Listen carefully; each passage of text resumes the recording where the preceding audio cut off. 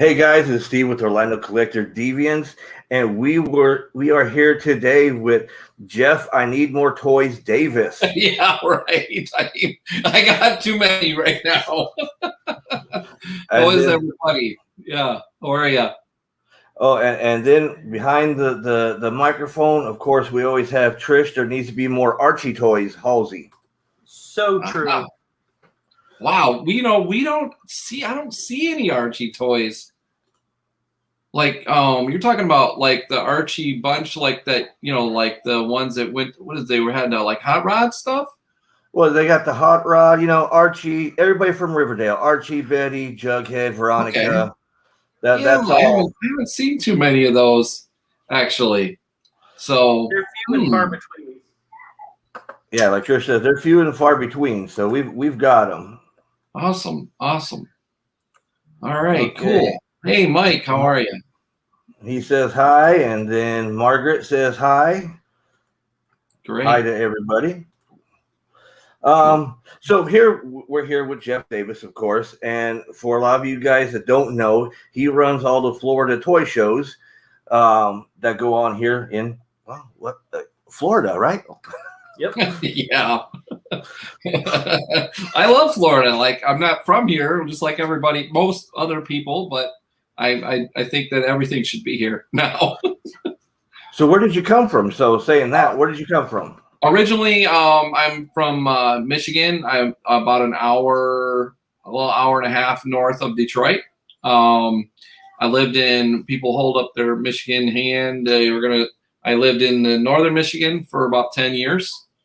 When in the 90s, mostly. And then I moved down here to, I want to say Riverview, originally Fishhawk area, in 2009.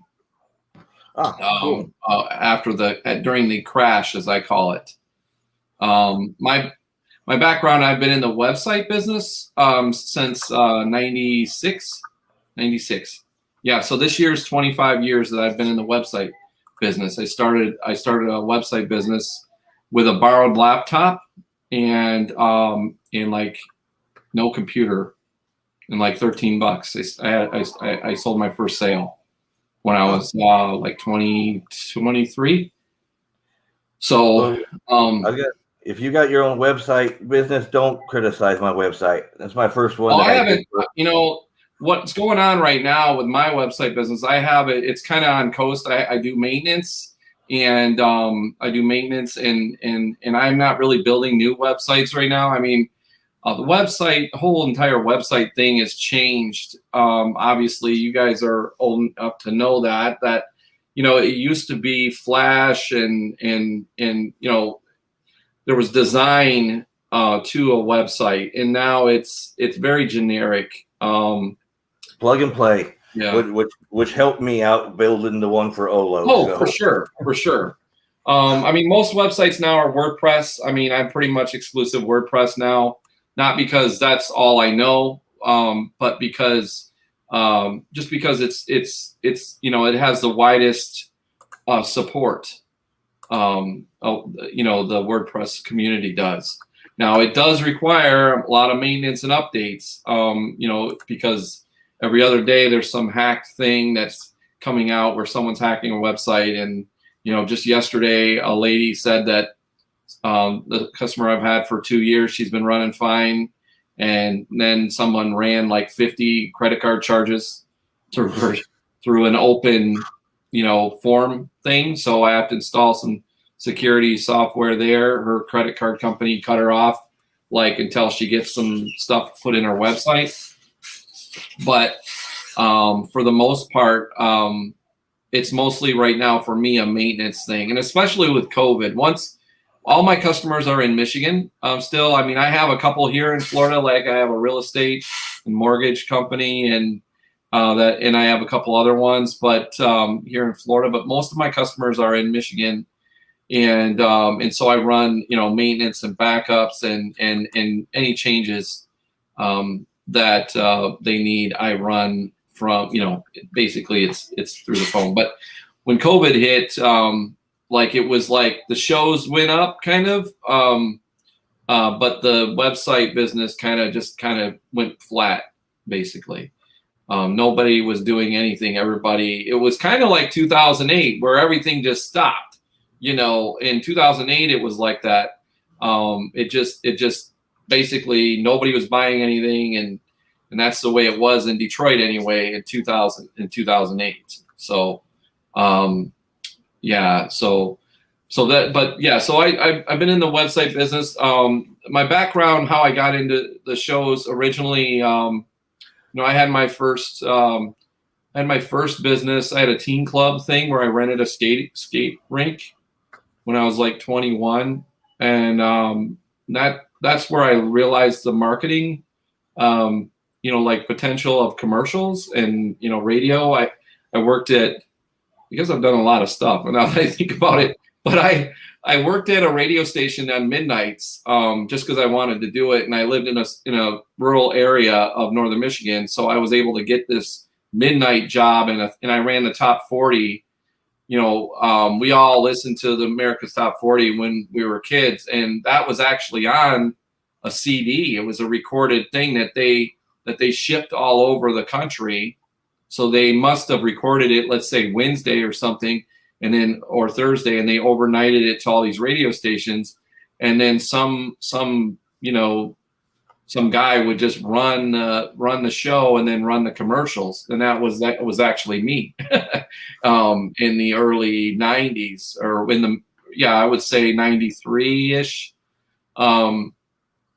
And then I did that skating rink. I got hit by where I went to the skating rink, and I went to the lady that owned the skating rink, and I said, "Hey, can I use your skating rink, and I'll give you half of the money that you collect?"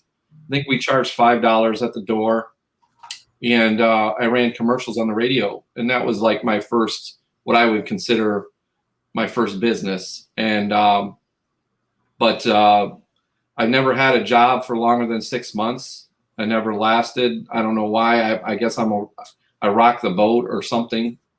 I don't know. I never lasted. And so the only thing that's worked for me is to work for myself.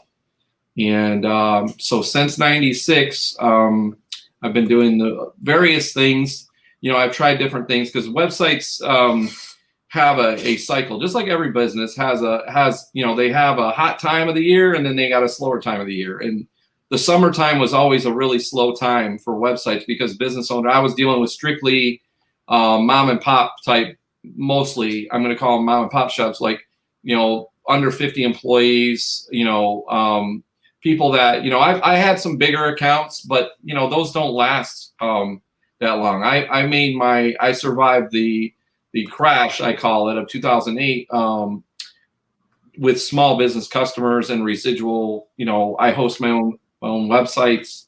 I had my own servers before. I host now with a different company, but basically I host all my own customers' websites, and so they pay a fee for that, just like you pay for your internet, or you pay for your website through somebody, GoDaddy or GoDaddy. That's who we go through. Yeah. So I use them for domains. I don't use them for hosting, but I host, I think with DigitalOcean is where I host all my customer sites, and I run the server myself. So I do all the backups and everything. And then the customers' websites are on my server. So that's basically when I started doing the shows, that's what I did. That's how I've made a living for the last 20, like I said, 25 years. I went and hung out. I've always believed that you are who you hang around. So if you want to be something, or you want to do something, you got to get with the people that are doing that thing. And so I went to school around when I was like 22 or 23, and I went and hung out at a computer store. I never had a computer when I was a kid. My parents couldn't afford a computer. We didn't even have the Commodore 64 or anything like that. So, I played around with the computer or whatever in other people's house or something like that. What I did is I went and hung out at a computer store, I would later on, I would go and sell websites and they would call me the computer geek or whatever. And I'd be like, no, I hung out with the real computer geeks. I'm just the guy that was learning, from them, like I wasn't, that wasn't, like Mountain Dew at till 3 a.m. and, the Sobe or whatever they had mint clove cigarettes and all that stuff. That was the thing, back then. And I mean, they're probably still a thing. It was just funny when customers would say that to me and I'm like, you have no idea. Like, I'm just a guy that understands enough technology to be able to explain it to you. I'm not the real kind of computer geek guy. I'm more of a designer person. I can't draw people like you have in the background there. I'm not a people drawer. I'm more of a layout logo person, as far as design. So I borrowed a laptop, like I said, to sell my first sale, and that was an advertisement on a city page. This is before they had like a town page. I created the town page. This was really early. I mean, so early that I would go into their business and I would say, I want to talk about the internet or websites, and they go, the internet, what is that? They didn't even know what the internet was. This was, so it was really, really early. And I was in a really small area where I could try things. And if I failed, okay, I could try something else, or I could start over, like in a sales pitch or something, I would come in and I would say the wrong thing. And I go, okay, let me start over. And they would be fine. They would, I wasn't in like Metropolis, Detroit. I was in a small town area where you couldn't walk in a tie or anything like that because they just wouldn't even talk to you. So now I'm gonna stop you real quick. Boom. We had a few people to say hello. We got Scott C. Fencer said, "Hey everyone." Hey, how are you doing? How you doing? He's a good friend of ours and of the show. He's actually more like family than a friend. So okay, got Jennifer on here and Jennifer right there. Yep, and Dan. Yep. I know Dan. He's down in Sarasota. I haven't talked to him in a while. And then Dan says, "Hey Jeff." How are you? Now Jennifer, she is a great artist. She is. I have deemed her. She does modern art with the classic touch. So okay, that would be a good way to explain her. Yeah, she's going to be up at the Olo show. She was at Sci-Fi Bartow last weekend. Yeah, she'll be at some of our shows. I did see her at the Sci-Fi Bartow. She'll be at some of our shows. I mean, she signed up for I think five shows of mine. She's somebody. What I like to do is, from an artist perspective, is you'll notice. I mean, we have Alan Grimes. It's a regular really at our shows now. But I mean, I tried to make it so it was just because I don't know a lot of the comic people. So I wanted to kind of have like a sprinkling of art of comic stuff or art stuff, and so that way that artist could be more featured. And I think Jennifer's stuff doesn't really, she is very unique in what she has, and the same thing with Alan. He's pretty unique, and he was blowing it out though on Saturday up there in Sci-Fi. I mean, Jennifer said she did pretty well at the end, but Alan was there on the main street and he was just killing it. I think from what I saw anyway. Yeah. Oh yeah. Well, Bartow is always a great event. Yeah. Yeah. I mean, and I made sure I talked to Sean briefly for a minute, and just said, hey, good thing that you're doing this, and glad you're keeping it going, and and I've had people come to me and go, oh, you should do something like that, or you should, and I'm like, I'm letting them do their thing, like I'm trying to run with mine, with you catch something and it works.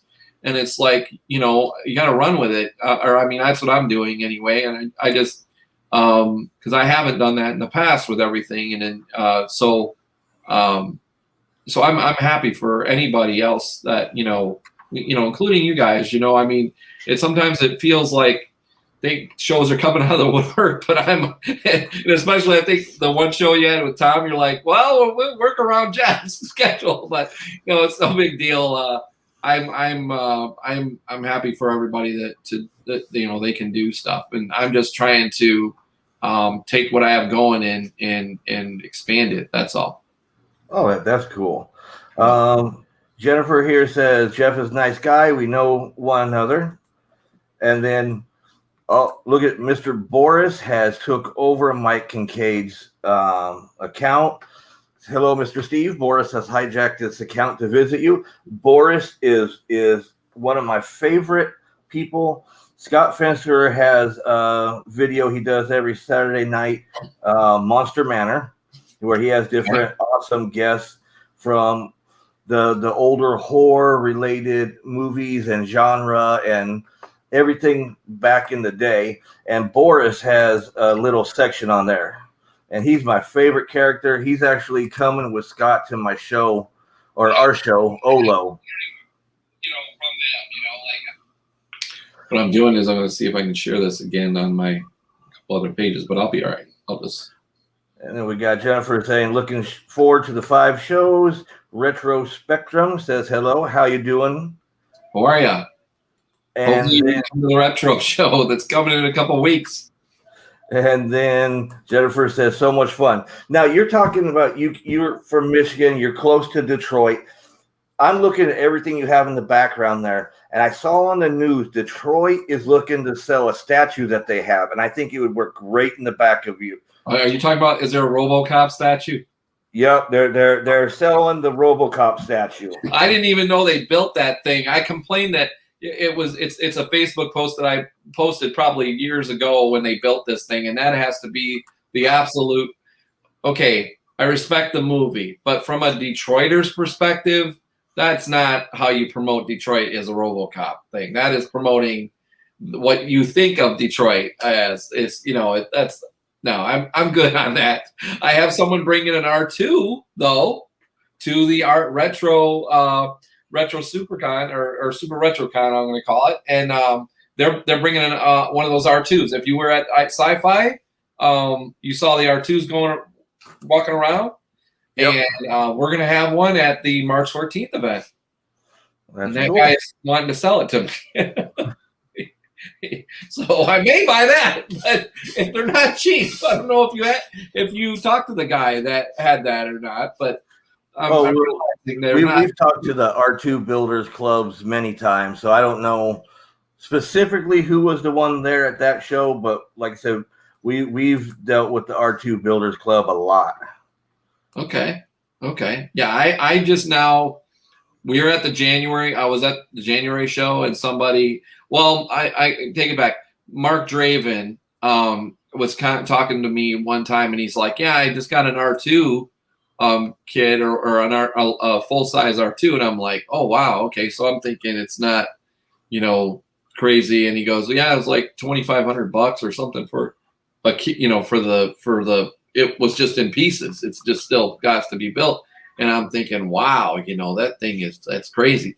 And then in January this guy came in and said somebody wants to sell one, and I'm just like, okay, and then he gives me the price, and I'm just like, whoa, I didn't even, and then the guy standing there, because we had a Watto. I don't know. We had a life-size Watto Pepsi, Blockbuster Pepsi thing or something, and that I had gotten from a collection, and we had it there at the show, and I sold it, and then this guy that was standing there, when he said something about the R2, said, oh yeah, that's a good deal, because they go for like, 12 to 20 grand or something. And I'm just like, whoa, that's just way, it just kind of blew me away. So, I mean, the idea of having a life-size R2-D2 is just, kind of like, especially, the whole Florida Toy Show thing has happened in the last like 2-year period. I remember a year ago, somewhere around this date a year ago was the Space Coast Comic Con. Yep, Space Coast Comic Con. Have they rescheduled that yet or not? Not yet for this year. They haven't done it yet because Okay. they used to be in September, Right. but the hurricanes kept screwing with them, so that's why they moved it up to February. And that is also why on my calendar you don't have a September show. The last year and then this year I don't have a September show because of the hurricane stuff. They just want to come to your show. Yeah, the hurricanes is Maybe. part of it. Yeah, maybe. So last year I was standing behind you in line at that show. And I remember you guys getting in, media and stuff. And I'm thinking, oh, okay. Because I did that with my speed culture, my speed culture thing, which I did before Florida toy shows. And that's really how I learned promotion from doing that. I don't learn promotion in other ways, but I promote my shows like I would a car show in the way that I promote a car show. So Dan that was on here and maybe other people that are on my page from the car scene, I basically I'm doing that like I promote my stuff like I did my car shows. Before I did the Florida toy shows, I built an app called Speed Culture that told people where car shows were based on their location. And this was in 2015. I had the idea in 2008, but I didn't feel people had their phones yet. But I built it too easy. It was too easy to use. I did get a lot of users, but I didn't make money off of it. I couldn't, the only way I made money is off the car shows and stuff. And it got to be where there was drama and stuff like that. And I couldn't do it. I mean, I still have it and everything. It's just, I got to update it. And that takes a lot of money and time to update the apps, so it's not that I didn't like it or don't like the car scene. It's just, it's a lot of upkeep. Now I'm gonna stop real quick because we were actually talking about Brandon earlier indirectly because he is one of the main guys at Free Play Florida. Remember we were talking about Free Play Florida? Right. Brandon is one of the main guys right there. He's also Retrospectum that came on earlier, said hi, hello. Okay, cool. But that he is one in the both the same, and he's part of Free Play Florida. So, but I just wanted to say, because we were talking about it, that's our main connection to Free Play Florida right there. Awesome. Well, I plan on, like I said before we got on here, I've been to 2 Free Play Florida events. And the second one, I originally was going to bring my baby Pac-Man, which wasn't done. It was a project still at that time. I do plan on bringing a game if they have one this year. I don't know what. It just depends on what else is there. The one game behind me, which is the Atari looking one over to the, let's see, on the screen, it would be to the right. This game right here, it's called Space Duel. It's a vector based, kind of like asteroids. It's a color asteroids, but you can have 2 ships. So that one you don't see very often. And this particular one is in original condition, has the Atari, like the coin things have a little Atari logos on them. And it has the original book and everything.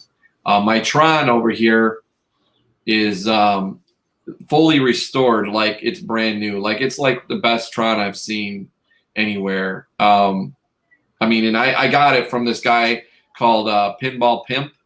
He actually restores pinballs to like pinball games, like old Bally's and stuff, like 70s stuff mostly. And he, if you want stencils for your old pinball games, he's the guy a lot of people buy him from. So, but he had restored this Tron like to mint condition, like factory new condition.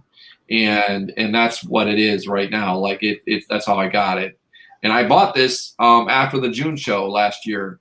I had wanted a Tron game for a little while, and we had a lot of people, as you remember, at that June show.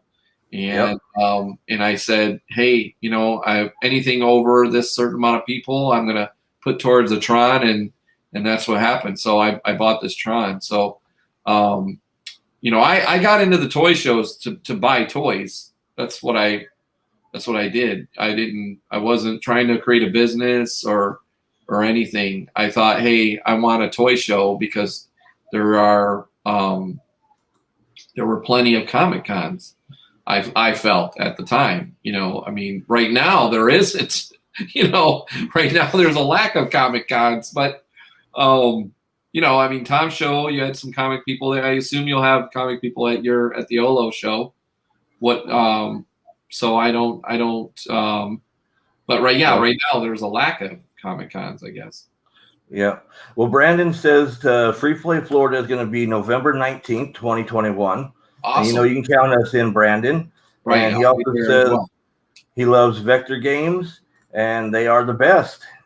Yeah, they can be pains in the butt, I guess, to keep running. Luckily, the one that I got here was working perfectly when I got it. I mean, you get a couple arcade games, and I'm not a fixer yet. I mean, I understand how they work and stuff, but I didn't. I did like a lot of people. You're going to buy a project with the idea of fixing it. I've had several of those, and so I'm trying to buy stuff working now, if I can, or I use a guy in Sefner to fix them up, like the Cubert that I got from Tom a little over a week ago. It's in my garage right now, but I'm gonna getting it fixed after the show this weekend. So you did end up getting that one. I saw you with interest in it. Yeah, I was thinking that he might want to trade for something else.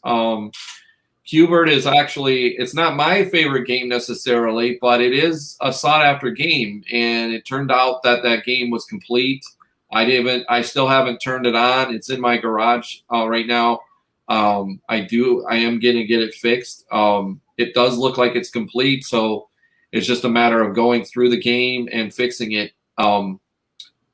Making it work, and then I'll probably play it a little bit. I might have it at the retro show, and then I'm going to trade it for something else, most likely. Just because I was never good at Qbert, and the games that I've bought are mostly ones that I really wanted, like I played when I was a kid, and I really wanted. But now I'm getting a little bit more into pinball. Love pinball. I have 3 right now, but the first one I bought was a 78 Bally Playboy. It's not in that great a condition. It needs to be restored. And I didn't know a lot about the game, like what you should buy or whatever. And so, it works, but the play field is rough and stuff. So, in the outside, it just needs to be repainted and stuff. And I'm probably going to sell that. And then I bought a Pinbot, which is 86 Pinbot. Yeah, thanks, Tom, for joining us there. I see Tom is on here about the Qbert. Yeah, I was going to jump up to Aaron real quick because we skipped Aaron, who said, "Hey, everyone." Cool. Aaron's actually going to be on the 11th because he has a comic that he has on Kickstarter going right now. So we're going to talk about his comic on the 11th. And then, like you said, Thomas says, glad Qbert has a good home. And Boris likes the little orange Qbert. He curses. Right. Brandon, he sucks at both arcade and pinball, but coordinate Florida's biggest arcade pinball expo. That is funny as hell. It's the only skill you need, Brandon. Yeah. And then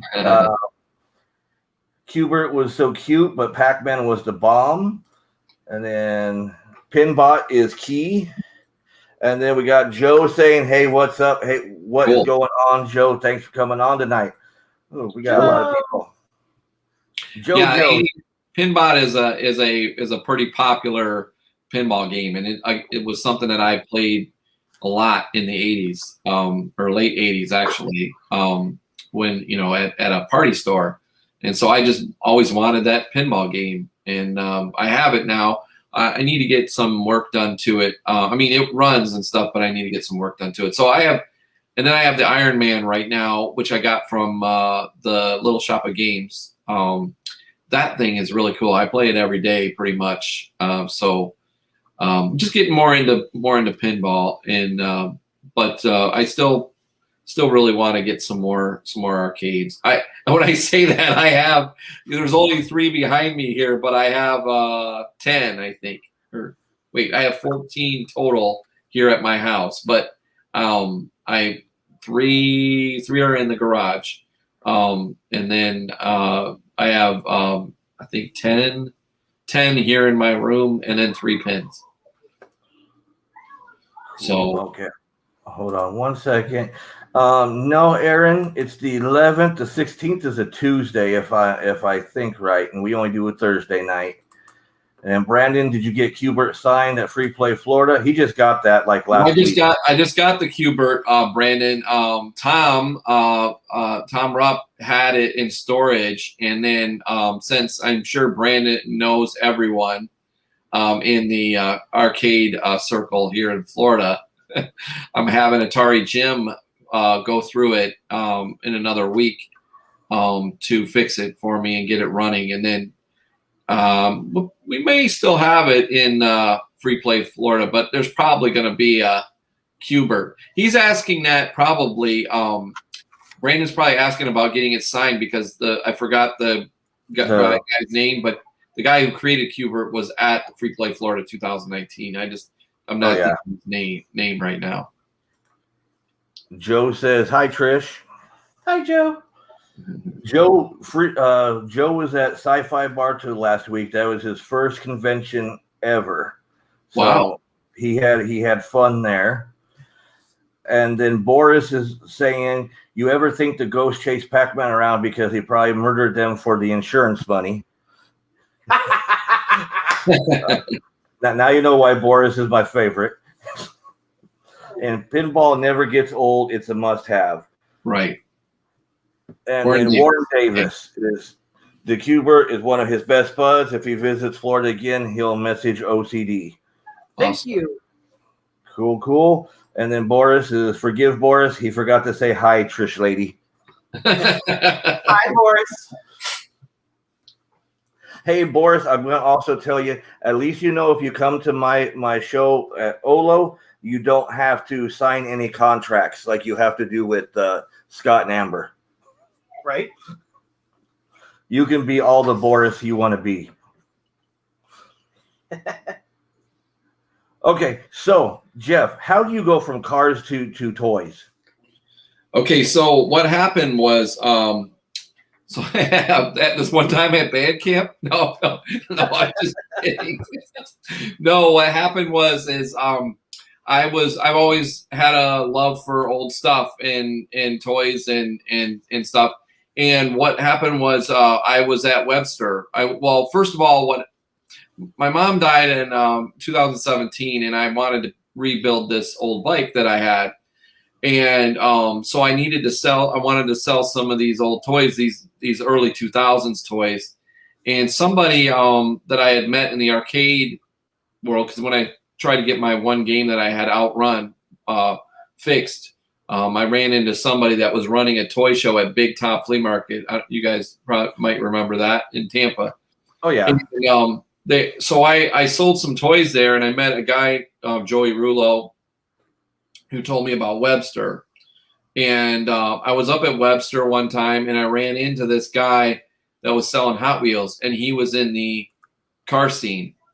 And I'm like, oh, and when I sold these toys at the Big Top, I was like, hey, I'd like to do one of these. I really wanted to do a toy show. I was like, this is cool, and so I said, I don't know enough people to do a toy show. Like, because I was doing a car show, why couldn't I do a toy show? And I just thought, I don't know of enough people to do a toy show. So then I ran into this Hot Wheels guy who was selling Hot Wheels at Webster, and he was in the car scene. So I realized, well, wait a minute. I know all these people from the Hot Wheels that they're selling Hot Wheels or they're into Hot Wheels. And I'm like, okay. And I went and did another toy show. The same people, they had a second one at Big Top. And I went to them. I said, "Are you going to do this again?" And they're like, "No, we don't really care. We don't know when we're doing another one and stuff." And this was like 2 years ago or something like that. And I said, "You know what? I'm going to do." And I went to this other guy who I don't remember his name right this minute, but he had done a show. He's the guy that put on the Tampa Bay Toy Expo, I think. Anyway, he said, "Oh, the building's expensive," and he made it sound like there was nobody showing up. And I'm just like, okay. So anyway, I started out in this little building. I just said, I'm doing it. I think I know enough people to fill at least a table. And I thought, because I knew a bunch of, let's say, video game people like the Nintendo and stuff that I have. Like, I knew some of those guys, and I knew some Hot Wheels guys. And I thought, oh, okay, I know enough of those to maybe fill a small room. Well, I put out the show for the Christmas show of December 9th, 2019 in April 2019. And it sold out in 2 days. All the vendor tables sold out. I had like 40 tables or something, or 50 tables or something. And I don't even think it was that many. And it just sold out in like 2 days. And I was just like, oh man, what's going on here? And the show was in December. This was April. And the reason why I did December, because I thought, oh, Christmas, there's no Toys R Us, there's no, so I'm not going to try and do a summer show. This was the first, when I originally started, I wanted to do 2. I thought summer and in December, but I thought if the first one failed, then I wasn't going to be able to do the Christmas one. So I'll just go ahead and do the Christmas one. And so then I had sold out that show. That was the one at the hotel a year ago, December 2019. And then in the summer, it was dead. I was kind of bored. I'm like, okay, well, the other one's already sold out now. I'll go ahead and just put on another one. So my first one was actually the second one that I put on. Well, I rented this little space here in Lakeland because I knew I wanted to buy in. And again, it was like, okay, I sold it out kind of fast, not as fast. Well, the 400 people showed up to the first one in this little 2,400 square foot space.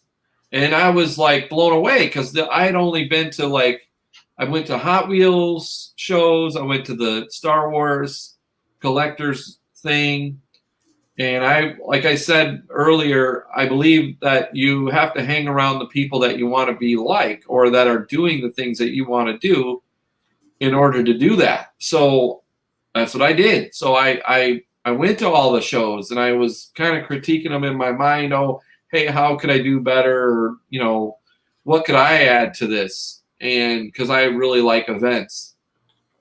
And so that's what happened. And it went from the first show that I actually did was 400. And then we did one in Tampa and it was again 400, I think we had. And then the Christmas one wasn't as good. I was thinking it was going to be like, wow, like crazy. And I remember talking to Draven and saying, wow, if I could get to like 500, that would be great, and 500 people. And I'm just like, I'm not going to make a living at this, but I can buy some toys and we can all have fun. And then we did the one in March last year, and we had probably 1,000 people. And that was just like, whoa, And then when the June one happened last summer, that was I that's right there where it went from being a thing of buying toys to being, okay, wait a minute, I need to take this more seriously. Because what happened is I'm not going to name names, but I realized that where people were making a living off of cons, and that didn't even occur to me before that. Like, I know they are, but I mean, small people, like I knew a guy, his wife was pregnant, and he had made a bunch of money at my March show. And then he was preparing for MegaCon, and he put all of his money in MegaCon, and they canceled, and he was broke. Like, because I called him to sign up to another show, And he could, not only was he afraid of COVID, but the real thing is he couldn't sign up to any shows because he didn't have any money. He put it all in MegaCon and the Transformers Con and all these other cons. And those guys weren't refunding people's money. They were just saying, oh, well, we'll do it again, whatever.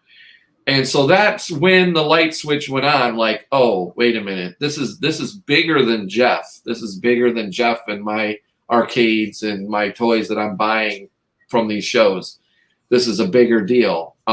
This has also brought my family together. I have 2 older kids, and my oldest daughter is married. And so all of my family works this show now. Like, this is our kind of the way that we, I used to see my daughter like once a quarter because she lives over in Riverview and they're busy and everything.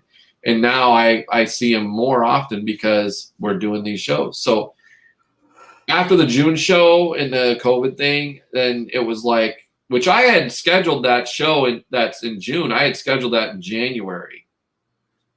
And so I just went with it. I was like, people in my head, I was just like, people have to eat, and it's not just about me buying toys. This is about people having a life, and I just went forward. We had a couple complainers. In fact, what's funny is the worst one the one that you would totally remember is this lady came in like almost like a toxic suit, like some kind of like.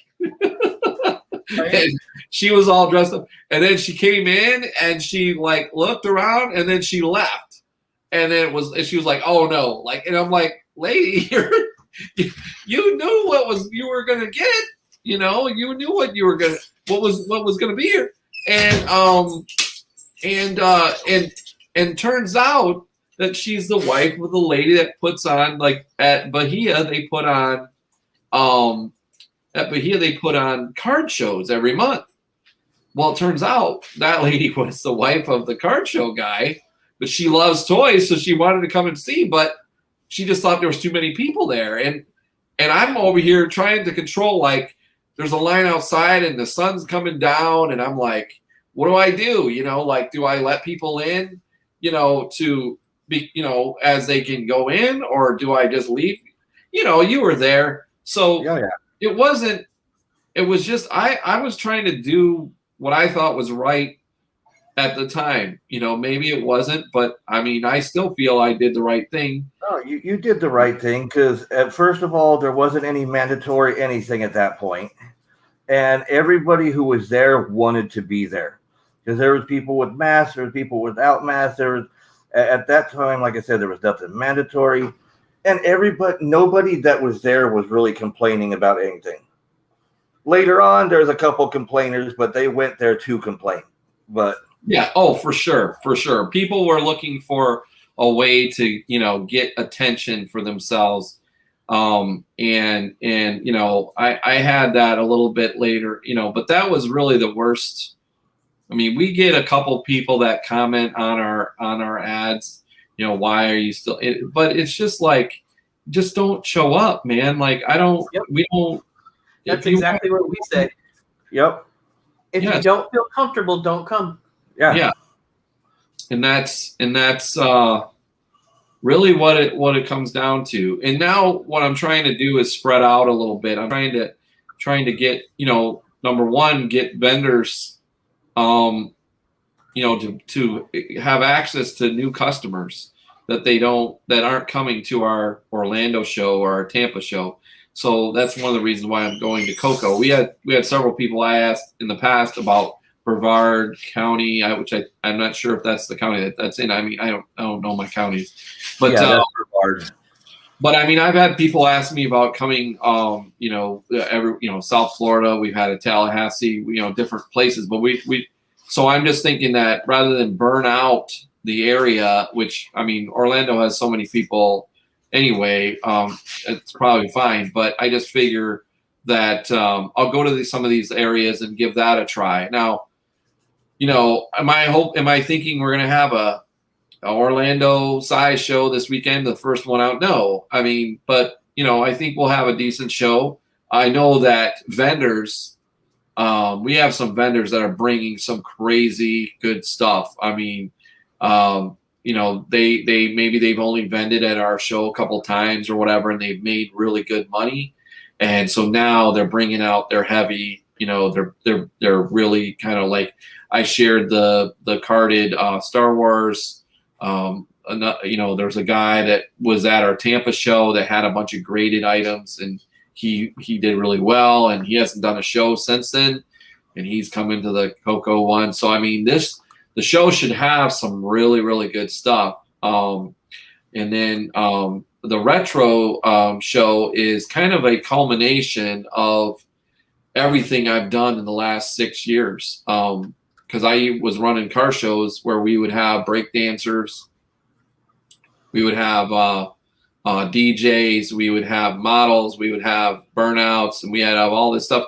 And I've been wanting to bring these BMX guys to a car show, and just wouldn't work. And so I'm thinking, and this whole celebrity thing is just a whole new thing. Like, I'm not, you know, I have a vendor that he has all these connections, and he's helping me get these people. But I mean, I never, you know, I mean, like I said, 2 years ago, I just decided, hey, I'm going to do a toy show because there aren't any. And I'm tired of, you know, I'm tired of spending $40 to go into a thing where there aren't any toys. And that's what I did. I just said, I want to do a toy show. So that's why the pricing is what it is. And I think it's, you know, fair. And, you know, I am going to have an adjustment a little bit at the retro show, just because it's just a lot of stuff. There's a lot of expense, and the building is bigger. And I'm, you know, on some of these, you know, like, I think our smallest space right now is going to be like the one we have this weekend. And then Avanti is going to be small now. Like, and it's because of parking. We you know, we have a problem with parking now. That's, people were complaining about that. And so, you know, that's something I have to think about. You know, there's a lot of vendors that can't get in. I mean, in Lakeland, we're going from the hotel that you were at last summer to the RP Funding Center. Finally, they gave me a price that people can afford. You know, I can split it out. I don't know if that'll last, because they're giving me a 14,000 square foot space for a price that's probably half that, you know, the space wise, because of COVID. So we're gonna have a huge space in Lakeland here this summer. But right now I'm gonna put that out there. I'm kind of juggling with, you know, they want to charge parking, you know, at the gate, $10. So yeah, they always do at the RP Funding. Yeah, so I have the option to pre-buy parking on a per person basis from them. And so I'm considering, and I guess, you know, everybody could comment on this, is that what I'm going to do is I think I'm going to pre-buy the parking, okay, at a discount on my side. And then I'm going to add it to the ticket price. So where normally it would be, you know, 5 and 10, it would be 15 and 10, and then that would include parking, and I'll put that on the ticket. So, see, and I like that, because the other shows that go there, they charge you 15 and don't even tell you have to pay for parking. That's one of the main things that we always have to, after we go to the show, we have to make out an announcement. Hey, you have to pay to park here, just FYI to people. Right. Because a lot of people don't come. If they got to pay $10 to park, that's $10 less than that they're spending inside. Right. And right now, last year at the retro show, we had parking, I think, after 10 o'clock or something, because there was another event next to us, Clean Culture, who I know those guys from the car scene. And because they had their event and it was such a big event next door, our customers had to pay parking. Well, this year, I think we're the only event going on at Osceola. As of today, we are the only event going on that day. And so there won't be a parking charge. But if somebody big signs up for some reason the next 2 weeks, then that could change. So they're not telling me we're having parking until like the last minute, whereas RP is telling me up front, okay, it's $10, or you can tell us you're going to have 600 people there, and you're going to give us the money, at a discount, and then I'm going to. So it's like, I don't want people to think that I'm trying to kill somebody because I'm raising my price, but at the same time, it's like, well, wait a minute, I don't like that. Okay, people are gonna. I mean, they're charging for parking when I'm charging to get in the show, and it's like, it just doesn't. It's just like, man, why couldn't it be $5 parking or something? But I mean, at the Florida State Fairgrounds, it's a different ball game. I can't do much about that. I can buy passes, but I can't. And I thought about including parking there too, but I just can't do it at the state fairgrounds. But and it's reasonable too. That's $8 or whatever. But you still end up not having $20 out. But so what do you think? Do you think you just go with the it's a little higher price, but it'll include the parking? You think that's good? I think that's more fair because. And I know there's a couple shows up in Jacksonville that do the same thing. They hide that you have to pay to park. So if you're already looking at a higher entry fee and then you got to pay to park on top of it, it kind of turns a lot of people away. You know what I mean? Right. And I'd rather have more people than not. Right. We want people to spend their money. That's another thing. Like on going back to your thing, if they have to spend a bunch of money on all these other little things, then they're not going to spend money with vendors. People might say I have a lot of stuff at this retro show, but it's not stuff you can buy, necessarily. I mean, I think, the actors that we have are going to be probably within, they're going to be $20 to $30 or something, or is what I'm guessing. I don't have pricing from them. I have Jake the Snake, I think is going to be $30. So I that's what I'm told. That's not for sure. And then, I think the Batman, the Broward Batmobile, his name is Broward Batman from South Florida. He charges to have photos inside the Batmobile. I mean, come on, when are you going to sit in an '89 Batmobile? And then he goes and gives that money to kids charities like hospitals, and that he goes and visits and stuff. So, it took me a while to get him to come up here. I don't know if he's been up here before. I assume he has, but I haven't seen him anywhere for me anyway, because he's down South Florida. So the rest of the stuff there is just there, for attraction and show. And then you got a few celebrity guys that, I don't think they're going to eat up a lot of money from the vendors. Yeah. As far as spending money. Okay. I'm going to go through some of the comments because we've missed a lot of them real quick. No problem. I'll jump down here. There's no right answer. Or Scott says they are predatory on those parking fees, which they are. And Brandon says there's no right answer on parking. I believe there is. Boris says all-in-one parking / entry is worth the price of ticket, which I agree with. And Tom agrees with it too. Tom, okay, cool. That ticket included parking is his best opinion. And Boris, will the keys to be in the Batmobile asking for a friend? Right. Yeah. If that was the case, I would. The Batmobile would be there. Brandon, we go back up. We're going to go up here to Brandon. Celebrities are a lot of work, talking about you having celebrities there. Give them special attention. They eat it up and then feed them all the time. Feed them. Right.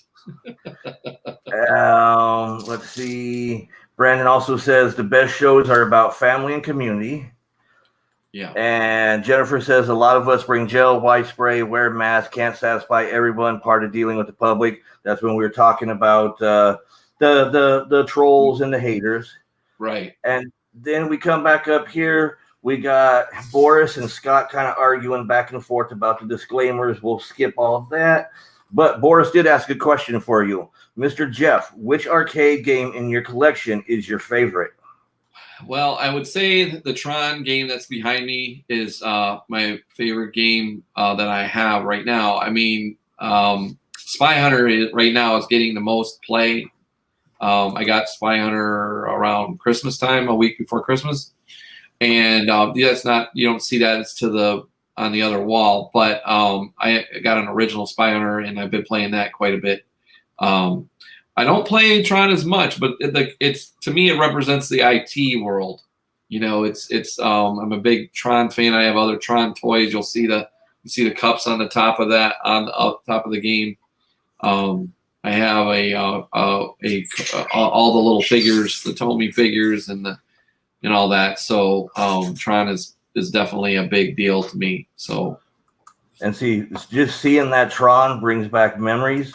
Because when I was a kid, we went on a family vacation, which in my family we didn't ever really do.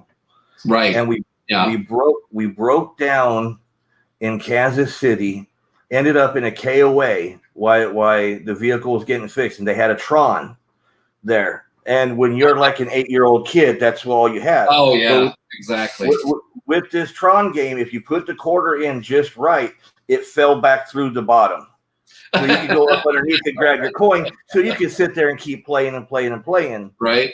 And I remember the owners of that KOA felt bad for all of us because we were heading to Louisiana from Colorado and got stuck in Kansas. So they even left the game room open late for us so we could just sit there and keep playing. And I played the hell out of Tron. Oh, so wow.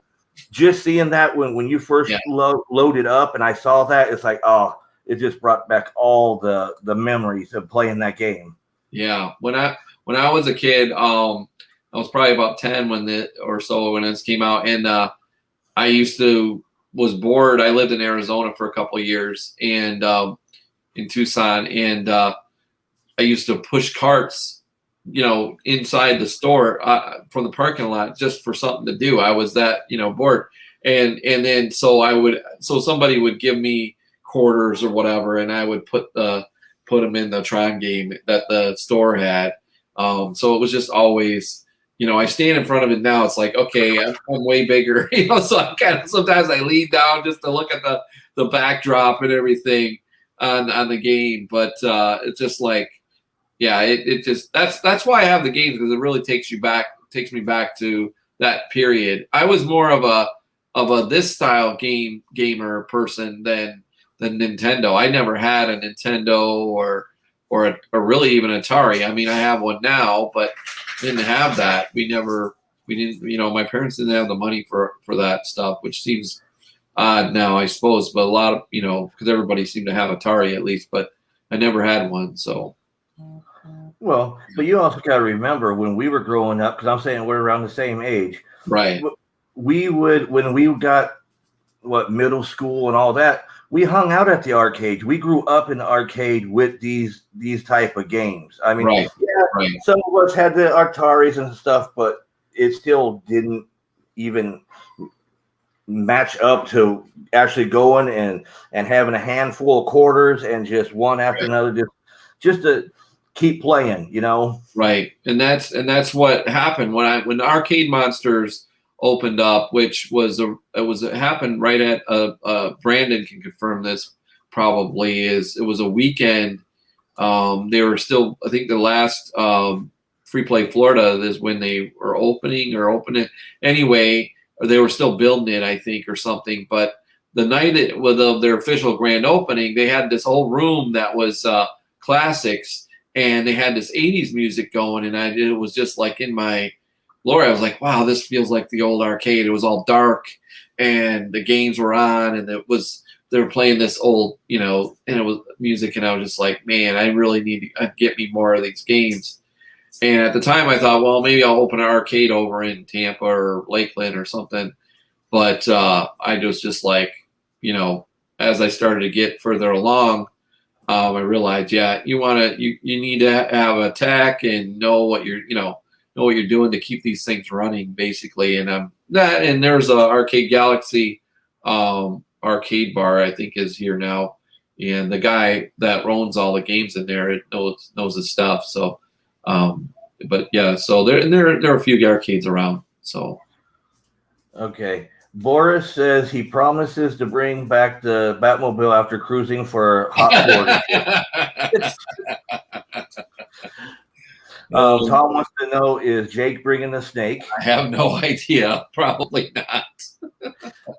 Boris, do you prefer Tron in the closed cabinet or just the regular game?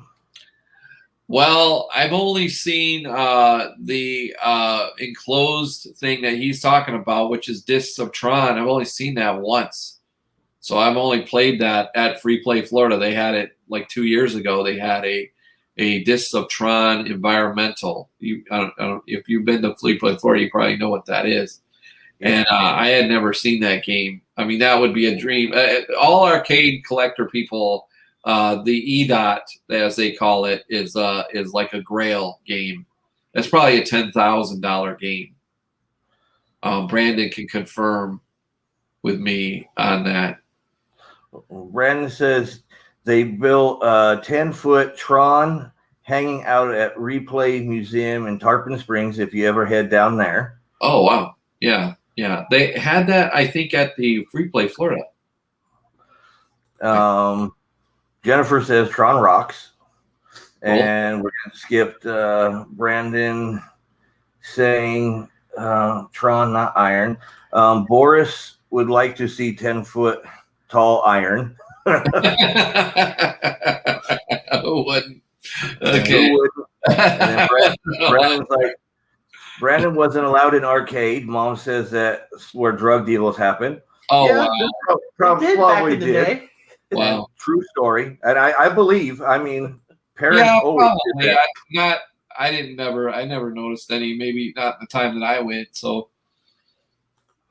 And then Scott says, what I didn't spend on Star Wars figures was spent on Tron and Dragon's Lair. I turned to bones in that game more than I care to say. Right. See, Dragon's Lair was also a fun one to play because it's the half cartoon animated game. Yeah, but it was always hard. Like you didn't really know what to do. You know, the quarters would go so quickly in that game.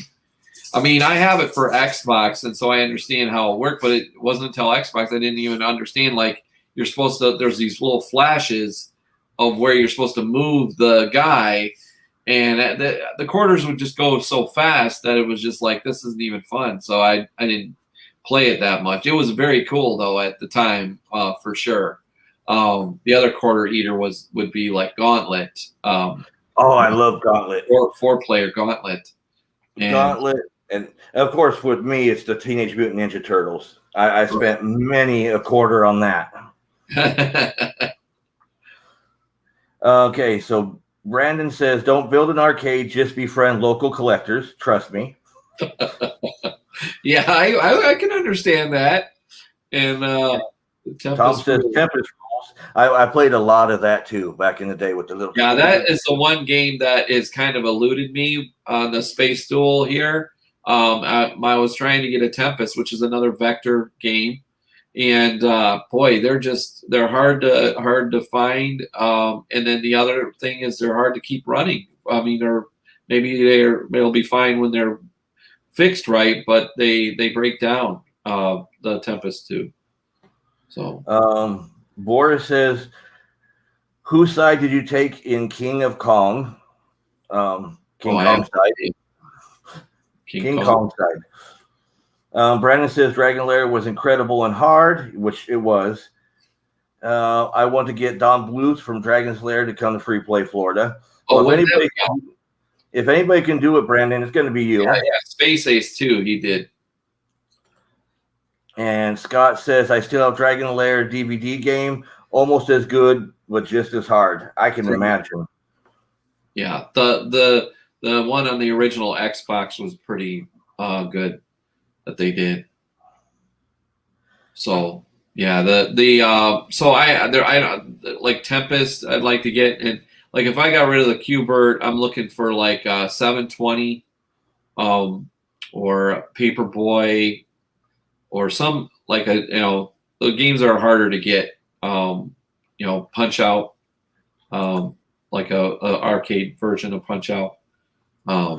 but one of those games. And Brandon says, he says Mike, but he actually means Boris. Billy is a friend of mine, and I don't even take his side in King of Kong. So what are you drinking tonight, sir? Just water. Ah. I'm boring. Oh, I got my Wawa soda tonight. I had a soda earlier and a Slurpee earlier, and I'm just like drinking water.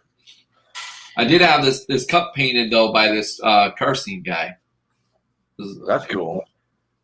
Like an 80s. So hopefully I'll have my truck painted like that here eventually.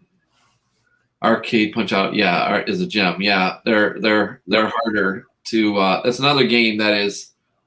I mean, Q-Bird is.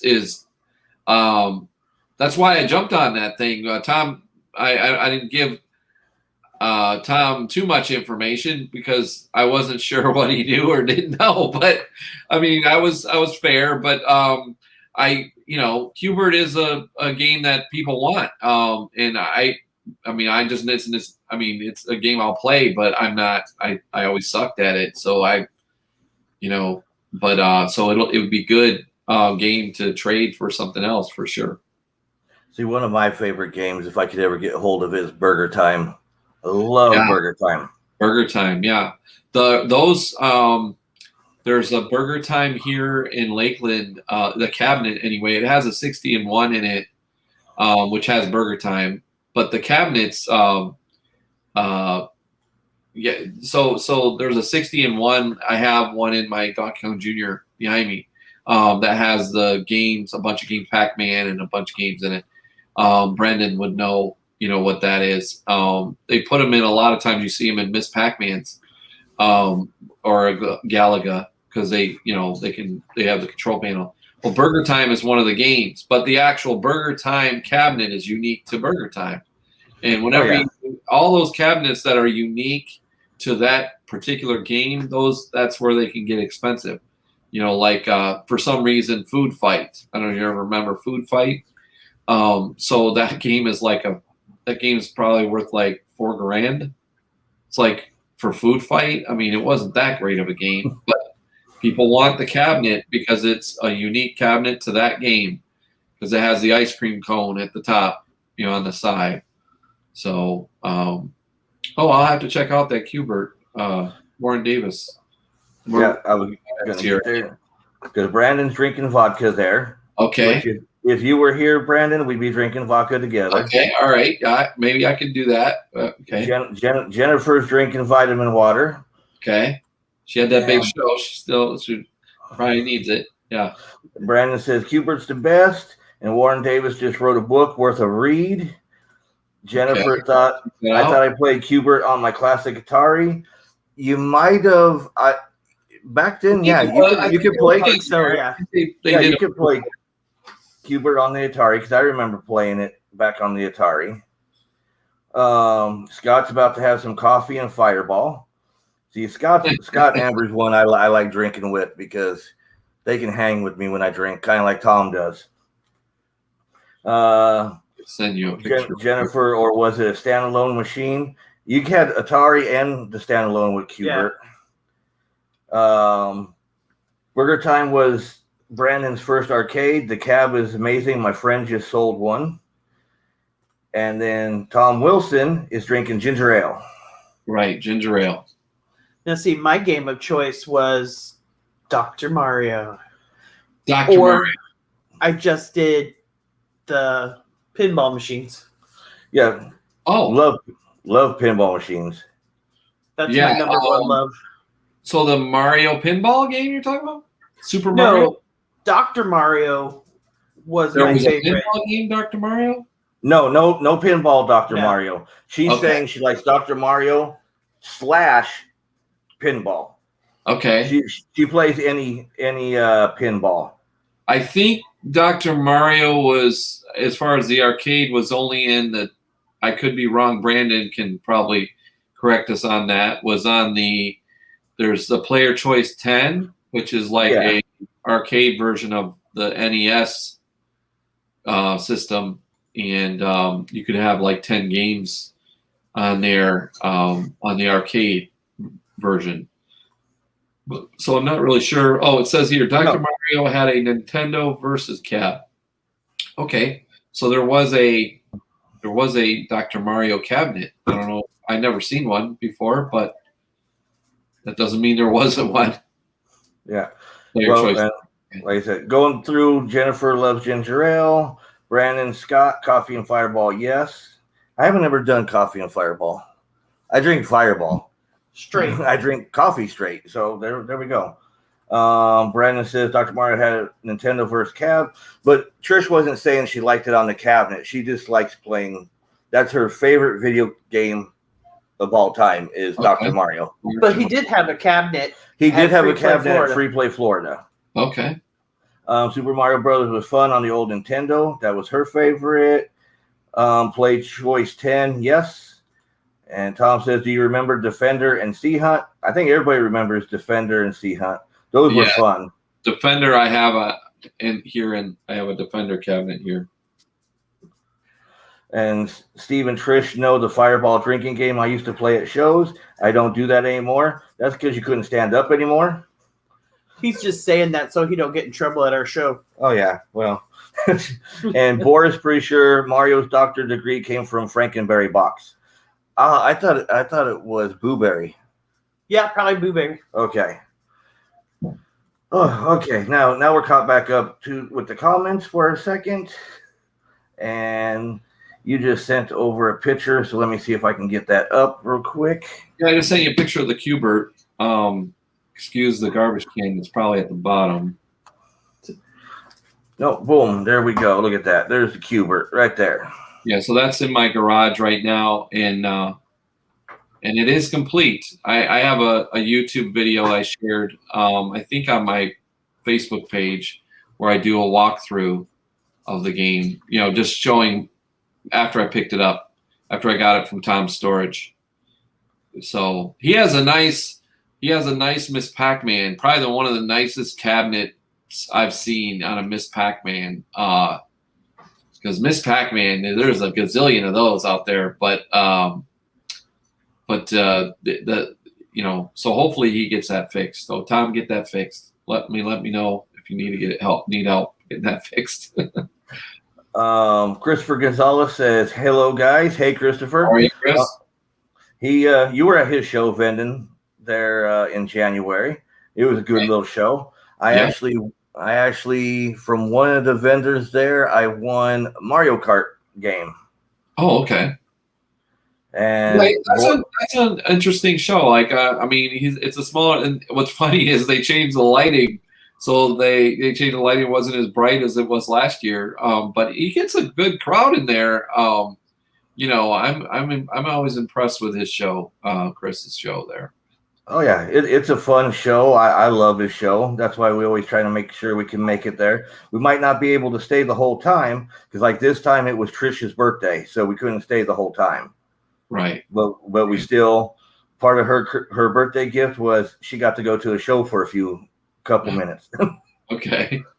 Cool. I'm reading this. I mean, vodka or whatever. Yeah. Frankenberry. Boris says Blueberry gives you PhD in psychology. Okay.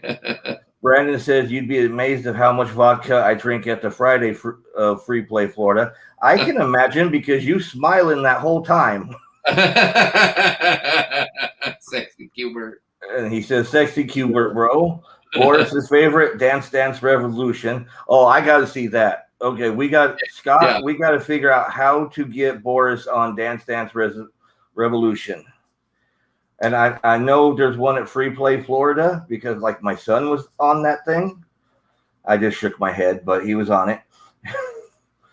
And then Brandon says we need to get that sign, the Cubert. The Cubert. One thing I want to just throw out on that Cubert is, since I've had it and I looked it over more and then watched some videos, is it is super original, that game. Tom was talking about, the one player button, if you bring up the picture again for a second, if you can or not, doesn't matter. but the 1 player button is out of it. Like, the first, you'll see a hole there, where the first player is, but the actual button is inside the cabinet, like hanging there.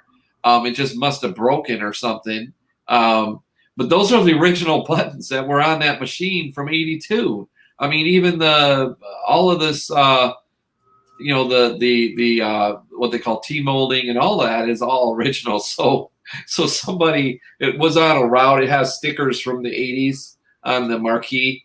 It's got like license stickers from South Florida on it. So it's a pretty original game. It just needs to be worked on. That's all.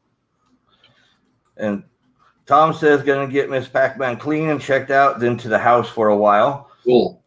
Trina's not going to let you get rid of it if you take it to the house. That's true. My wife doesn't play Miss Pac that much, but it's not going anywhere. Margaret, I have to leave, but I did enjoy the conversation. Thank you for stopping by, Margaret. We're here every week with somebody different. This week just happened to be Jeff, of course. Cool. Boris loved Dance Dance Revolution because you compete against various dictators. You beat them, you win control of their country. He's going against Kim Jong-un next month. I love Boris. Brandon says lovely. And then we got Daryl. The party can start. He's here. Don't get him started. He's in bed. Get him started. He's in bed, and you're going to learn about what he does in bed. And Tom says, LOL. Hey, glad you're here, Daryl. I know you had an exhausting weekend. I hope you had a good weekend. 2 shows in 1 weekend. Yep. In different parts. And I saw him at both of those shows. So I went to Jacksonville on Sunday and saw him, and was checking out the location up there. We're going to do a show up there in Jacksonville in May at the same location. And I talked to the guys up there that were doing it. So this is our updated schedule. Thanks for sharing that. Yep. This is our current schedule as of a couple days ago. And I think this is going to be other than doing a couple more at Acme, like we'll do a second Star Wars, and we'll probably do a couple other fillers. I'm probably not doing any more of the Hot Wheels just because Hot Wheels is running. Tom Wilson runs those, and his wife run the Hot Wheels shows at the VFW. But this should be the full schedule that you're seeing there. So we'll have 2 Tampas, 2 Orlandos, a Lakeland, which are 3rd anniversary, and we're going to have the Retro SuperCon that's coming up. Well, actually, I need to fix that. But anyway, it's Super RetroCon now. But because I don't want to get people confused with Florida SuperCon. See, I'm not a con person, so I didn't even know about any of these. So I just come up with whatever I wanted to come up with and made sure that there wasn't anything around. Last year's Retro Toy Con, I went to Joe Fest, and I had a guy ask me about my Orlando Retro Con because he was running something up in like North Carolina or something. And it's like, dude, I mean, it's Florida. I mean, I'm doing it says, Orlando in it, so it's not your show. So anyway, it was kind of amazing, but no big deal. I just said, hey, I'm probably changing the name, and then I had Reed contact me about this name, and so because it's only been up for over a year, and then all of a sudden the venue puts it out there that there's an event on their calendar, and that's when they contact me. So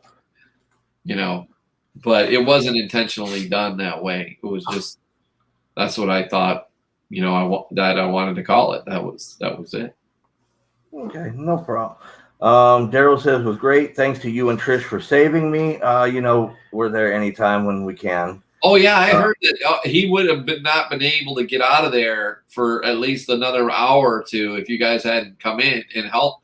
Because I was asking, he had contacted me around 9 saying, hey, are you coming up to the next show the next day? And I'm like, yeah. And I'm like, I figured you would, been sleeping or something by now or something. I think I said, and he goes, no, I'm still on the road. But if it wasn't the next day, he said, if it wasn't for you guys helping him out, like you would have still been there or something. So yeah, great. See, all these people that we say are friends are more family, so we help everybody out as much as we can. That's great. That's great. And Daryl is one of a kind person, so if you can help him out, it's always a good thing. No, and he's given me some good info. He was gone for a little while. He was doing some kind of thing with his leg or something, and he wasn't doing shows for a little while, but he's definitely experienced, and I lean on the vendors that I have that have been around for a while to really kind of bounce ideas off them, that I have. So, he's been really good. Boris is enjoying the show. He banned from arcades because he once used live ammo and hunting games. Oh man. Oh wow! Christopher says he can't wait till Retro Super RetroCon. Okay, cool. and Jennifer says her also, and Brandon says he's coming on March 27th.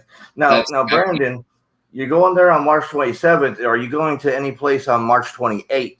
That's my big question. That's the big question. Everybody's going to be at Jeff's show. I know. Right. On Saturday. And then Daryl says I was bragging on you guys. Well, we thank you, Daryl. Yeah, but don't tell them, because then everybody's going to want us to sit there and pack up Funkos all day. Yeah, Funkos. I mean, I don't have any. Well, my wife has like 2 Snoopy ones or something, but we got her. But other than that, I don't have any Pops. So now. When I'm looking at this that you updated here, didn't you just write that you're having a Funko show at Acme coming up too? So you see the date on this on the 23rd. I don't have room on this piece of paper to include that. Because I'm sitting there, it's like I know it just came across my computer. And it's like I don't see the 25th. We have a retro or a Pops specific event, and that really is, when I started, I probably get not as much now, but I got 20 Pops people like asking me to set up. Like it's like no, like we're gonna have a couple and that 2 or 3 or something, I and this is not a bash on Pops or anything. It's something that is very, popular and stuff. But the way the show, what I'm trying to do is have a variety for everybody. I've been to shows where I walk in and there are no toys, and there might be one toy thing, and that was usually Daryl with Pops.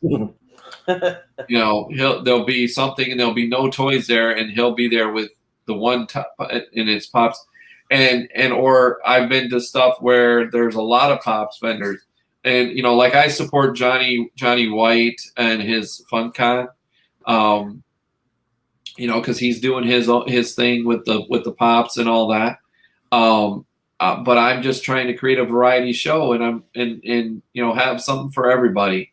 And I'm a vintage guy, I like vintage stuff.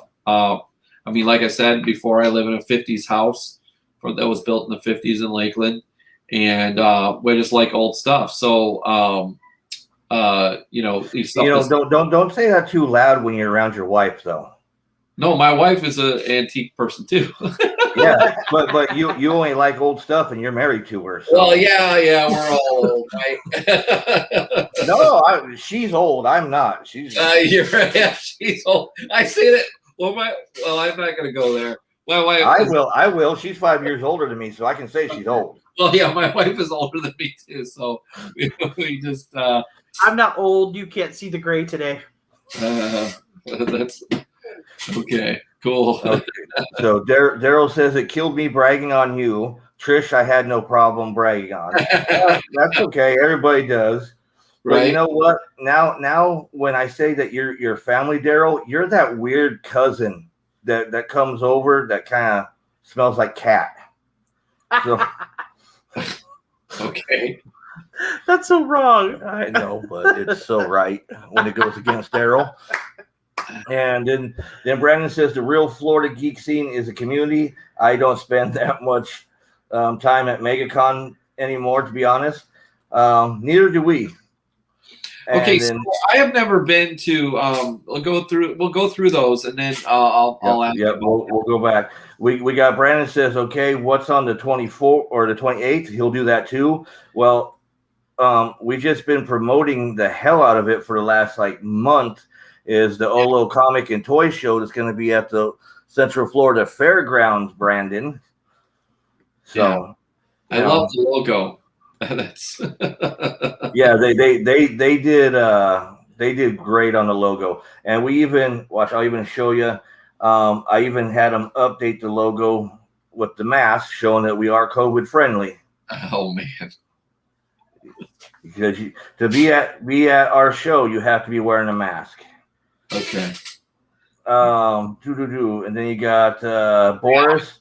They're not old; they're vintage. Right. So see, Trish, you're vintage. You're vintage.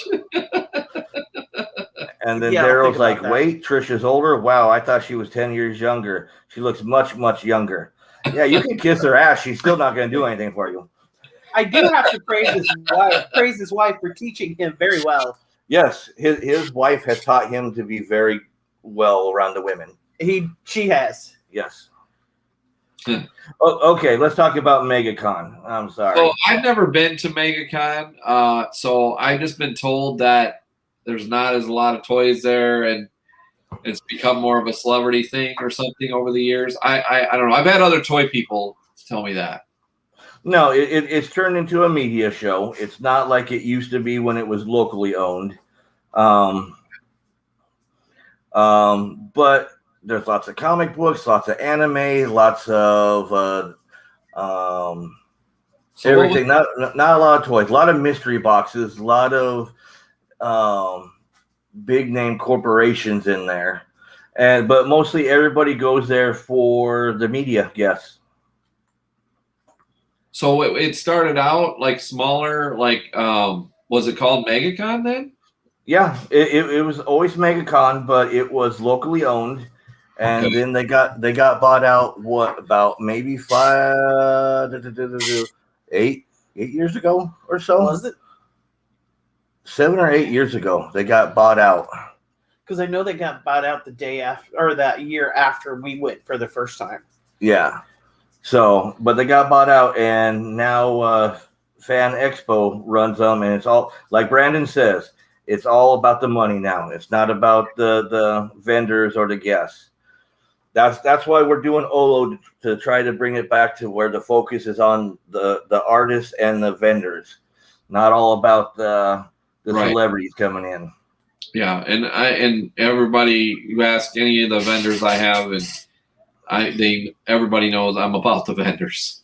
You know, the vendors. If you don't have the vendors, you don't have a show. So you now we want our customers too. You know, that would certainly. But you know, I've built my business on small businesses, and so I kind of have a really thoughtful mind on that. I'm not really a big business guy, so. Let's see. Brandon said MegaCon had. Yep, and Scott kind of loved when MegaCon, while Beth ran it, just not the same anymore. And it's not. It's a corporation that runs it now. There's no love. Goes back to what Brandon said. It's all about the money. It's not about the guests anymore and everybody. Okay. But I'm still one of them. I don't even go over to the guest area. I stay in the comic area and the vendor artist alley. Artist Alley is one of my where we always hang out. We hang out in Artist Alley all the time. Yep. Okay. And Scott says he loved Florida Extravaganza FX show back in the day. Shame it got run into the ground. But look, it was held at the Central Florida Fairgrounds, and we are bringing back that location to everybody. Woo-hoo. Right. Okay. Well, all I know is I hear about that show a lot at my shows, and so people, they tell me that the show that I have, like at the fairgrounds over here in Tampa, is, similar to how it started. It's that type of feel. Like there's people that are coming out to vend, and they haven't vended since the early 90s, since the FX show back then. So all of their stuff has been sitting in storage for all these years, and now they're ready to sell. It's amazing. And Brandon says, my mom says Artist Alley is where the drug deals are made. Oh, man. I'm going to have to say, have you seen some of the artwork? I could have believed that, Brandon. Yeah. And then Tom Wilson says FX used to be the big show, but they got away from the toys and charged way too much to get in. We heard about that too. And then Boris, this will be Boris's first con in Florida, on bank in the old country. And not bad, with too many tubers and not enough toy art vendors. I love you, Boris. The art is the crack. I got it. I'm gonna have to get something as the microphone and just have him go around just commenting all day. Right? Yep. That would be interesting. FX was great back in the day, better than Mega. Oh, but I'm gonna have the one thing none of these shows had. A Boris. Right? I'm gonna have a Boris. And then Jeff's gonna have to compete with my Boris. Okay. Yeah. Oh, I right before we got on here, I'm waiting to confirm this thing, but it's not a Boris, okay? But it's something unique I haven't seen at shows before, but we'll see. And Daryl Turnip Con, he's gonna steal that name for North Florida. And Pizza Planet Rocketeer over on Twitch. Wizard World has changed a lot over the years. Smaller size show, less vendors. Yeah, we heard Wizard World has really kind of downgraded over the years. And Daryl's North Florida. And you also have a Daryl. Yeah, but Daryl, you kind of like pimp yourself out at every show. Every show. You also have a Daryl. I have a Daryl too. He's got 2 tables at every show. It's Daryl. I know. That's what I'm saying. That's not a special thing, Daryl. You pimp yourself out too much to the shows. Well, like I said, he was gone for a while. Now he's back. So there was also Dirt Con. Oh, here we go. You got some. Boris, there was also Dirt Con, just piles of soil and one lonely vendor selling rocks that look like Canadian superstar Alan. What the? This Boris guy is pretty funny. You can really clean up there on your videos. Oh, We love Boris. we love Boris, but unfortunately, he's got a signed contract. He has disclaimers for the Fenster, or as he calls them, Fenster burgers. He is this. He's talking about my truck. I have 2 Cameo trucks that he wants. Oh, okay. Jeff, I got 3,000 for the camo. Inside joke. Daryl, I'm a hoe. Yes, you are. And then Scott, I keep telling Boris he's going to be the star. He doesn't believe me. Oh, man, you're the star, and we haven't even had the show yet. Researching Ode now. Olo. Yeah, he's been drinking. He's really hitting the vodka tonight. I'm seeing this. Spell check is not helping Brandon tonight. Well, Brandon, you can go to the Olo website or the Facebook page, either one. So I have a question for you, there, Steve. You and Trish. How long have you been thinking about doing the Olo show? Let's see. It was offered if we wanted it last November at your show. Oh, okay. That's how long. That's how long it got kind of Given to us on that day. I can't remember. It was your Kissimmee show. Yep. It was the Kissimmee show, and we got cornered, and we were talking, and we got asked if we would like to run it. So, yeah, since like the end of November. Okay. As you see, we haven't had much time to. We kind of got this all together within a couple months of going. The concept was already there. It was a show that Tom Ropp had tried to get going back in 2018, and things just didn't happen right. 2019, things didn't happen right. 2020, COVID happened. So I think he thought it was jinxed, so he asked us if we wanted it. Thanks, Right. Tom. Yeah. But Cool. we've thrown the idea around. We've thrown of having a show, but it was more of a dream than, wishful thinking. And Brandon says Thursday is for vodka. Well, every day's a rum day too, Brandon. Just letting you know. Boris is a free agent and will go to all your cons. If you want, just leave 25 radishes and 6 carrots in a plain brown bag behind Cracker Barrel in the Villages. Wow. You got it. Just don't put a pineapple on my antenna. Yes. What the hell? The Villages have some stories. I worked at Godzilla Con called G-Fest for 8 years. The vendor room is the main attraction. We would have people wait in the hotel hallway at 6 a.m. in line for 2 p.m. vendor hall opening on the first. I would love a You Godzilla would. Con. Oh my gosh. I would die for a Godzilla Con. There you go. There's your next All show. his vacation. There's your next show.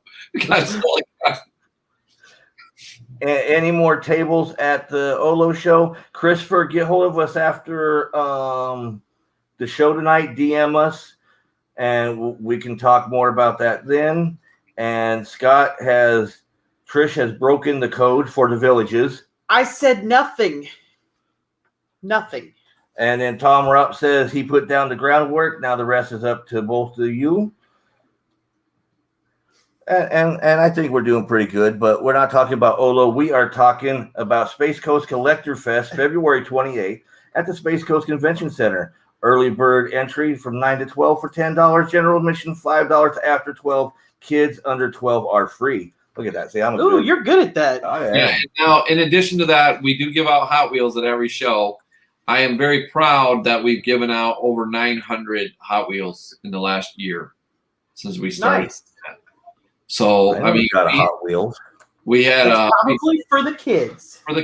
900 Hot Wheels for the kids, and what was cool is my wife said that there was a dad with his 4 kids came in to our last show over there in Clearwater area, and he paid $5 to get in and got 4 Hot Wheels. So like him and his whole family was in for $5 and basically it was zero because he got the Hot Wheels. So it was pretty cool. Awesome. We added them up, and I think we're at 900 or so, and we'll probably we're gonna give out. We have a whole bin, and we buy the Hot Wheels from either where they're given. Margaret, who was on here earlier, has given us at least 250 Hot Wheels, and then we buy the other ones. We buy them from our vendors. So it's kind of a circle. All the piles of toys that you see. If you said you looked at my Facebook page, most of the toys I buy are from our vendors at the show. I probably spend between, not the last show, but I probably spend between $500 and $700 a show, somewhere in there with vendors. Which now I have not too much. I gotta like sell some stuff because I never have a chance to sell stuff. But You used to be a vendor. yeah, and so now I need to be a vendor at Olo, I guess. so I can get rid of some stuff. I figured you all the tables will be gone. They'll probably be gone now after the show, right? Well, yeah. Hopefully. Right. Possibly. Okay. All right. Hold on. Let's see. G-Fest, Godzilla Fest is held in Chicago. We love Chicago. I love Chicago. We go up there for C2E2, so I could go up there for Godzilla Fest. Tom says FX used to be at the Bob Carr back in the day. No celebrities, and the place was elbows to assholes, and that's all you could see, period. And then Scott down here says, those were the hygienically challenged days, LOL. You remember when you used to hit day 3 and you wanted to walk in and just hand out Dollar Tree soap? Oh, yes. Because people were rank. And see, the only ones that we know, the only shows we know where people are ranked now are the video game fighting tournaments that sit there for like 4 days. And yeah, those get rank. You don't want to be in there anymore. That is what that's is the link to the event. Huh? That's the link to the event. What link? To Orlando Collector Fest. Oh, okay. Trish tagged the up here in the comments that you see for Facebook, YouTube, and Twitch. That is the link to the event for the Space Coast Collectors Fest. Okay, cool. And then Boris may be able to be a vendor at Toylando. Depends on how much of Fenster Pooper stuff he can steal before then. They got a lot of good stuff. They do. Better make a big bag. Yeah, he needs a bigger car. Scott says the wall stank. And Pizza Planet working shows. Yes, it gets funky. Smells by late Saturday and on Sunday. Oh, yes. Huh. Okay. Yeah. Toylando. I did kind of steal that from Toylanta, but I just thought it was really cool. It's fun. Yeah, hey, it's fun. So, and now you got a Boris who wants to go. So there you go. Right. And we're gonna have that at Avanti, but I think that's gonna grow out of Avanti probably after this next one. It's a good space, but we're already we don't have it quite full, but I've been mostly focusing on the retro show in the Space Coast one right now, obviously, because it's this weekend. But yeah, I this is a full-time gig now. Like I don't have, like my website business is sort of on coast kind of. And so this went from, hey, I'm buying some toys to this is all I'm doing right this second. Like it's just gotten, once that June and different things happen, it kind of, I had a lot of vendors calling me going, hey, when is your next show? And, and like we sold out that Lakeland, the hotel, in one day, and it was just, so it's kind of taken over,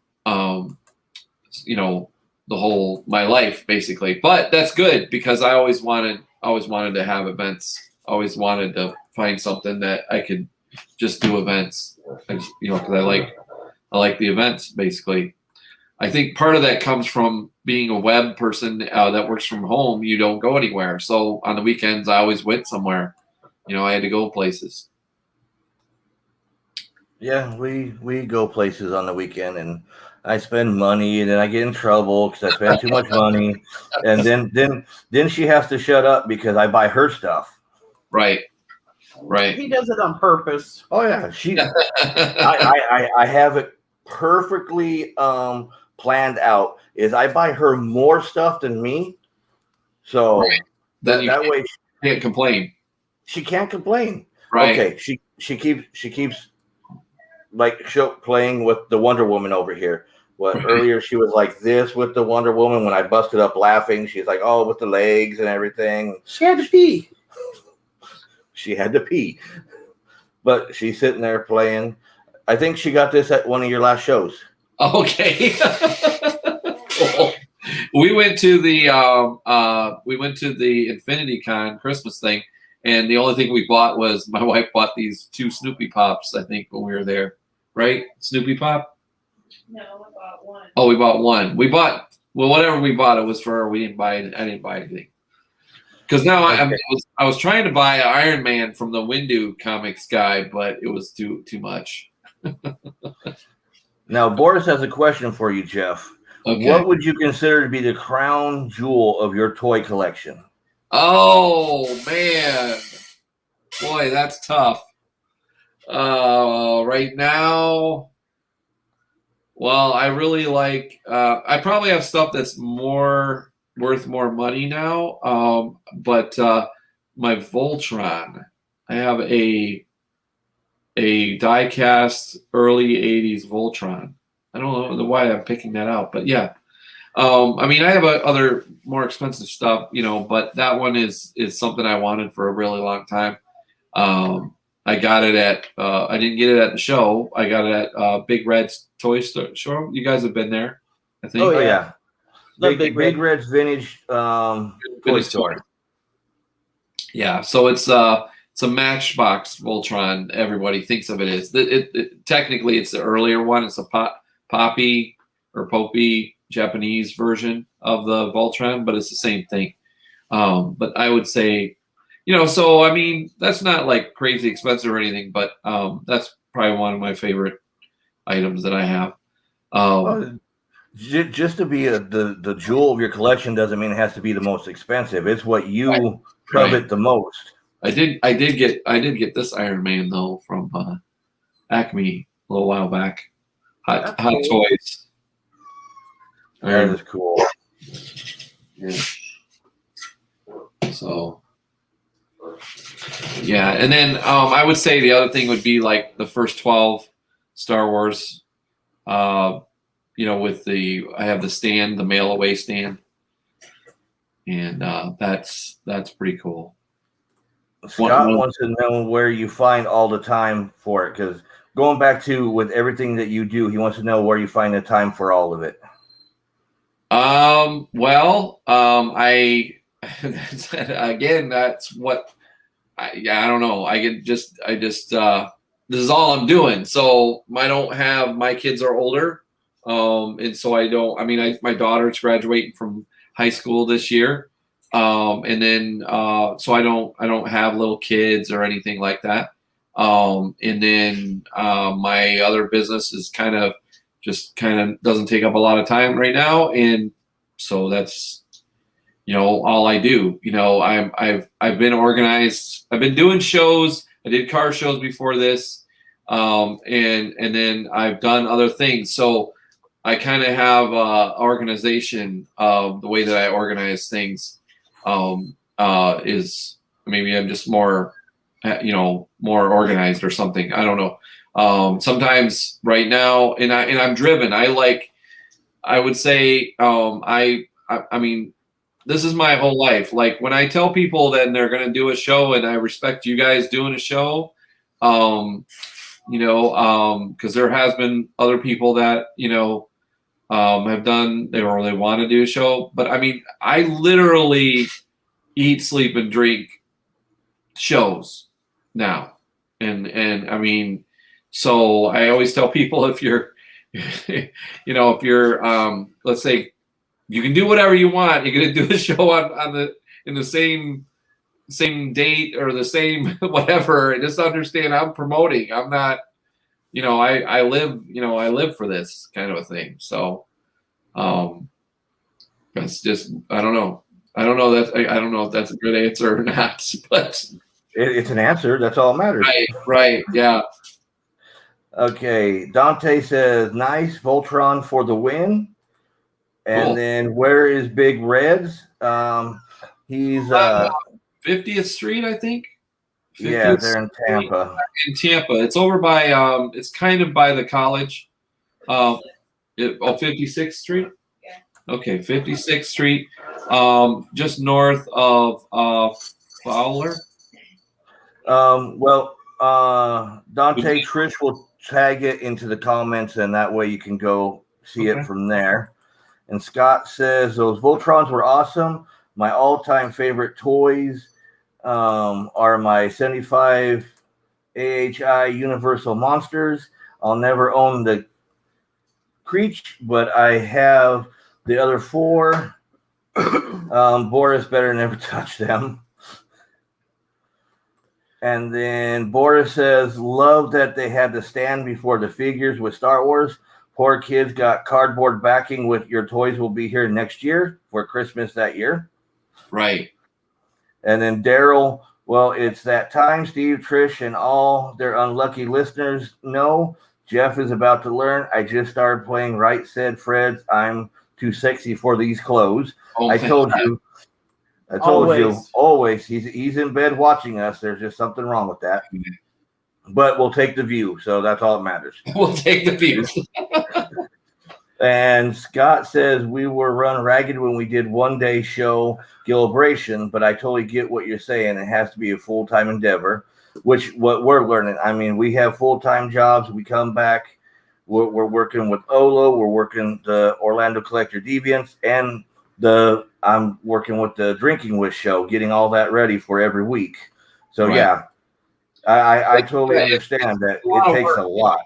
Yeah, it's a lot of it's more work. What I will say, and I'm sure you've gotten into it now and the show thing, and you probably knew more obviously when you started, but it's more than people think. If you want to have a good show, I mean, it's probably not that hard to put on just any show and then have people, but putting on something where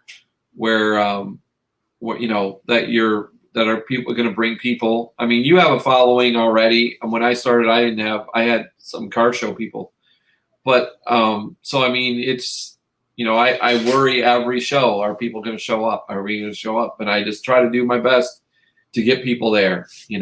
And so, but yeah, it's mostly, I mean, I guess it's not crazy hard to put together a show. It's just, there's something always comes up.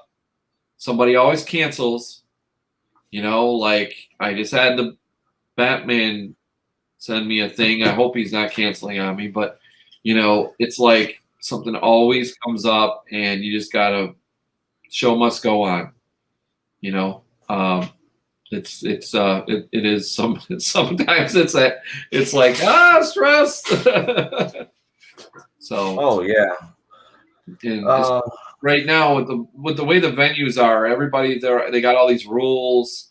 Everybody has their own rules of this and that, social distancing. I had to create a map based on social distancing for Lakeland or for RP Funding Center and stuff like that. It's just there is a lot of work involved. Can be. Daryl says, hey, I have some really cool Creature from the Black Lagoon lounge fly items coming. I think that's directed towards Scott. Boris says, is it sexy time on Collector Deviants? Right, said Fred means it's time to drop trout and do the boogie dance to love. Daryl says, every Thursday, the smooth vocals of O.C.D. Steve sets the bedroom mood. I feel sorry for your wife. Dante says thanks. Christopher says Jeff is right. It's very stressful.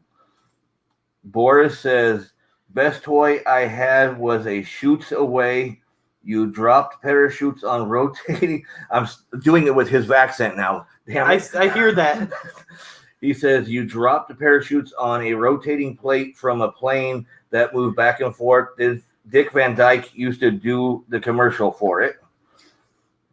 And loved that stuff, but the prices tame my spending. Prices have gone up quite a bit. Yeah. I think some of it is we had the stimulus last year, and I think a lot of people just bought toys with it, which was good, right? I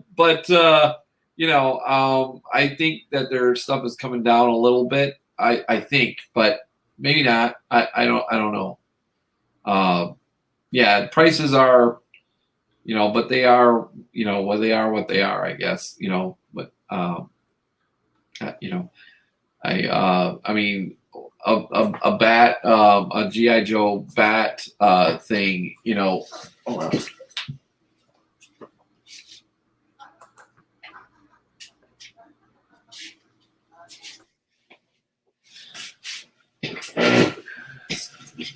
So let's see. Everybody should be able to see that. Here, I'll put you on. So I troop build these bat figures that came with a hand, and then they have a backpack. So this figure here now, I think, is going for anywhere from $75 to $100. That's what the price has been. I think they've come down a little bit.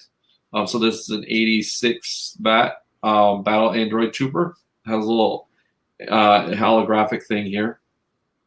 I probably have about 8 of them or so, but I troop build this figure. But when I started 2 years ago, I think I sold a couple of these for like $20.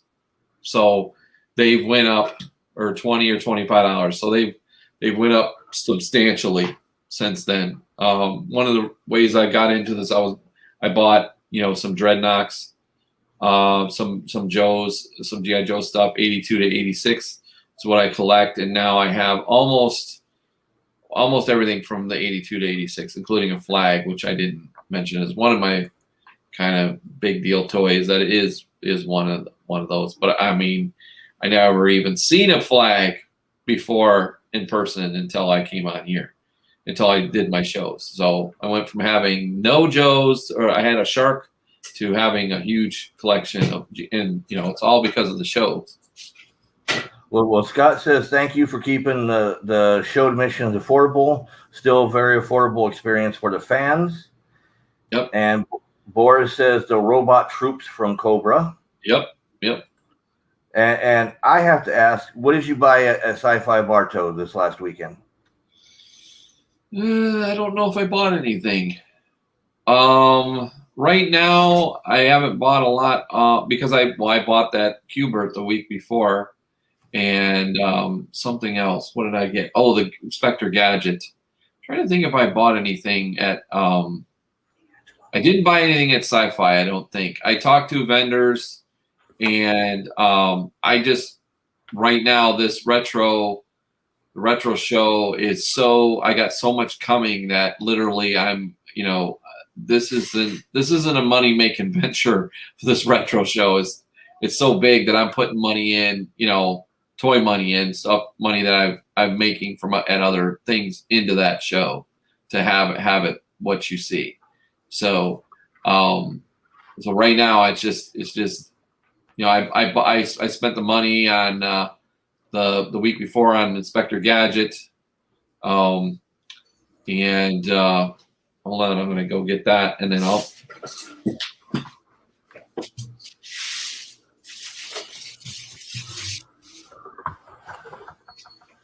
You guys see that?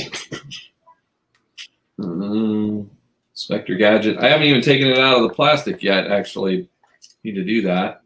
So I got this up at a show up north, or I want to say up in Eustis. It's a Galoob Inspector Gadget from '83. And then the next day I bought that game, the Q*bert game. And so when it came to Sci-Fi, I went to it. I got there early, and most of the stuff, because I have so much now, it's like, if it was open box, or I'm just kind of looking for certain things now. So I'm like, okay, I'll just wait and, buy stuff at my show this weekend, basically. So See, I buy stuff every weekend, so that's why I normally, but I'm slowing down a little bit. What'd you buy? This is what I. Oh crap! Oh, this is what I picked up at Sci-Fi Bartow. This Angela statue. Oh wow! What's that from? She started in Spawn, then she moved into Marvel. Okay. She is Angela. She's like one of the most badass chicks out there because she can go toe to toe with Spawn. Oh, I actually, you know what? I did buy something, but I sold it. And I just sold it for the same price I bought it. I bought off Brad. You remember Brad was there with the helmets. Yeah. Yeah, I bought a Mandalorian helmet from him. And then I ended up giving it to Alan, the Alan Grimes guy. He has it now. So Okay. I did buy something, and because I was trying to support Brad there, and he wanted to get rid of some of those helmets, and I was like, okay, I got to take advantage of this deal. So I bought a helmet from him, and then I'm over at Alan's booth, and I'm seeing all his Mandalorian stuff that he has in the background and everything. I'm like, you know what? You should have this helmet. So so he has the helmet now. So I didn't actually even get out of there. So yeah, but I did. So I did technically buy something when I was there. Okay. Boris has another question for you. Okay. Boris wants to know: is there one toy or collectible that you want to buy but haven't found yet, or that you want but haven't found yet? Well, let's see. I was looking for this Inspector Gadget. Yeah. Okay. Well, I haven't seen it yet, but I could buy it, I suppose, on eBay. With Hot Toys Joker. There's a Joker, Jack Nicholson Joker. Haven't seen that at a toy show. That's like a statue thing. That's the only thing that's a good question there, Boris. That's a good question. Yeah, right now it's I'm obviously buying arcades and stuff, but yeah, I don't that's a good question. Also, some Dreadnought toys. Dreadnoughts had some vehicles in the 82 to 86 line that are really hard to come by. So if you want those, they're hard to find. And then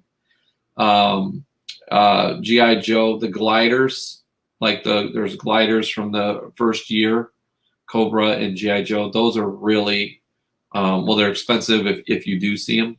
So that's those are things that I'm still looking for that I haven't seen at a show yet. One of the coolest things that I've seen at a show. The other thing that we haven't had at any show that I know of, I did have a guy want to set up though at a show I had sold out, was Stretch Armstrong. I had a Stretch Armstrong I had to throw away about 5 years ago because it leaked, and I had the box and everything. But the coolest thing that I've seen at a show was at Joe Fest up in Augusta, and that was for me anyway. And that is a Stretch Hulk that was never opened, and the guy was talking about how he had to have it at the he had to have it at an angle, and all that. So he wanted like $10,000 for it or some crazy, crazy number. But yeah, his wife told him he had to sell it. She just didn't say how much he had to sell it for. Right. I mean, I told him I could see 6 because they're really rare and it was never opened. I mean, it was still sealed. I was like blown away that because they didn't have them. What happened was Mego just made the Stretch Armstrong or Stretch Hulk and I think Stretch Spider-Man for a very, very short period of time because they got sued or something is the story. I mean, Draven or somebody like that would probably have a better story for that. But I did have a Stretch Armstrong at one time, and my friends used to come over and they laugh at me because I had the Stretch Armstrong, and they start to stretch it, and they would mess with me because they knew that if they started to stretch it, I would freak out and have a heart attack. I'm like no, I'll kill you. Do not stretch the Stretch Armstrong. And so I think I just moved too much and climate change and whatever. And it cracked and it leaked inside the box. And I was really mad that it was leaking all over the place. And I just threw the whole thing away. I was so mad. So that was like $500 thrown in the trash. Oh, Probably $800 now because I had the stretch mat, the styrofoam, and the box and everything. I was so mad about that particular. So, one other interesting toy story that I have is I have a Mark's green machine. We all had big wheels, right? You had a big wheel. Did you have a big? Oh, So, yes.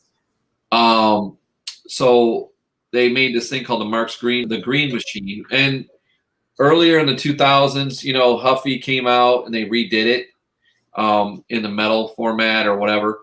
Well, I had been looking for one on eBay for years. I mean, I watched that before they even had a way to keep a tab on a phrase or whatever. And I found 2 green machines, and I at the time somebody contacted me from a toy company that was making the green machine for Toys R Us or Huffy or whatever, and they said, "Can we buy one of your green machines? We saw that you bought the lot with 2 of them, and can we buy one of your green machines?" So I sold them the one green machine to the toy company that made the one that you saw in Toys R Us. So because they needed the dimensions of how long it was and the angling and stuff like that to make the new green machine. that's So that was cool. an interesting, for me anyway. I mean, in my moves now, I've since lost a couple parts to the green machine I have, so it's just in my garage in a box. I used to have the original box to the green machine. It's just kind of a thing that somebody had when I was a kid, and I just thought it was really cool, and I just wanted one. So, but I've been collecting for a long time. Just haven't been buying like I did now. I do now. I mean, You used to pick up here and there, kind of like I do. right. I'd spent $50 here, maybe $100. I didn't spend anything more than, let's say, $100 or something at a time until like right before I decided to do a show. I bought a Castle Grayskull in the box and a Sky Striker. I spent like $400, and that was just like, wow, I would have never thought I would spend that much at one time. And then these games, that I have are just, I mean, I never really thought I would have, I mean, this Tron was like a dream, like, with a Tron, get out of here, but, when I started the shows, it was toy money. It was just my toy fund is what I was doing. Now it's a little different. Yeah. So, I mean, I just bought toys with the money, basically. Now we're gonna go back up. Scott says he remembers that Inspector Gadget. He says gorgeous. We're gonna skip his question. We'll come back to Boris's question. Scott says one of his genie wishes will always be the stretch monster if he wins the lottery. Right. But you don't need to win. You can buy one of those. Those are not too bad. Just working a little extra overtime. And then Boris says the kids with divorced parents usually got the green machine, as it was usually more expensive than the big wheel. Yeah, I was then. I think that. How did I not get a green machine? Yeah, but your divorced parents were still broke. Good point. Oh, man. Yeah, I would say that was the same. Yeah. And then Scott, as adult collectors, we're basically buying back our childhood memories at a premium. Yep. Okay, now I'm going to go back up to Boris's question for you. Is there an arcade game that you want but haven't had a chance to get? Okay, so right now I really want to get 720 degrees, which is a skateboarding game from '86. That one it's pretty. You don't see them that often. I just thought it would be really cool to have at the retro event.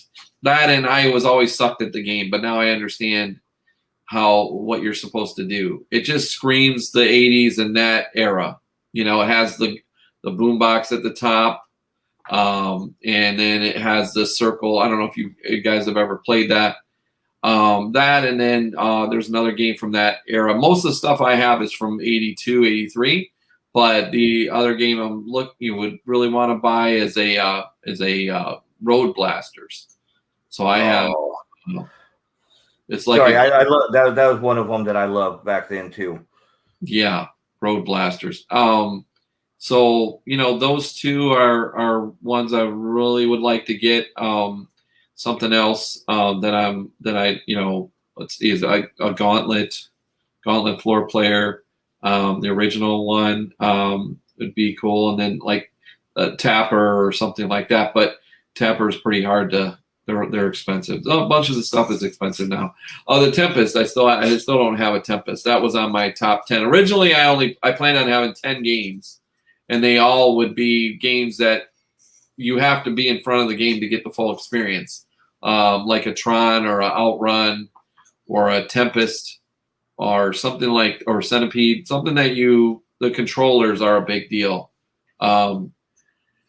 And I have ones that I never thought I would have, like the Baby Pac-Man Space Duel, and let's see, Spy Hunter. I mean, the Spy Hunter I have is in really good original condition. It's been upgraded a little bit with LED lights.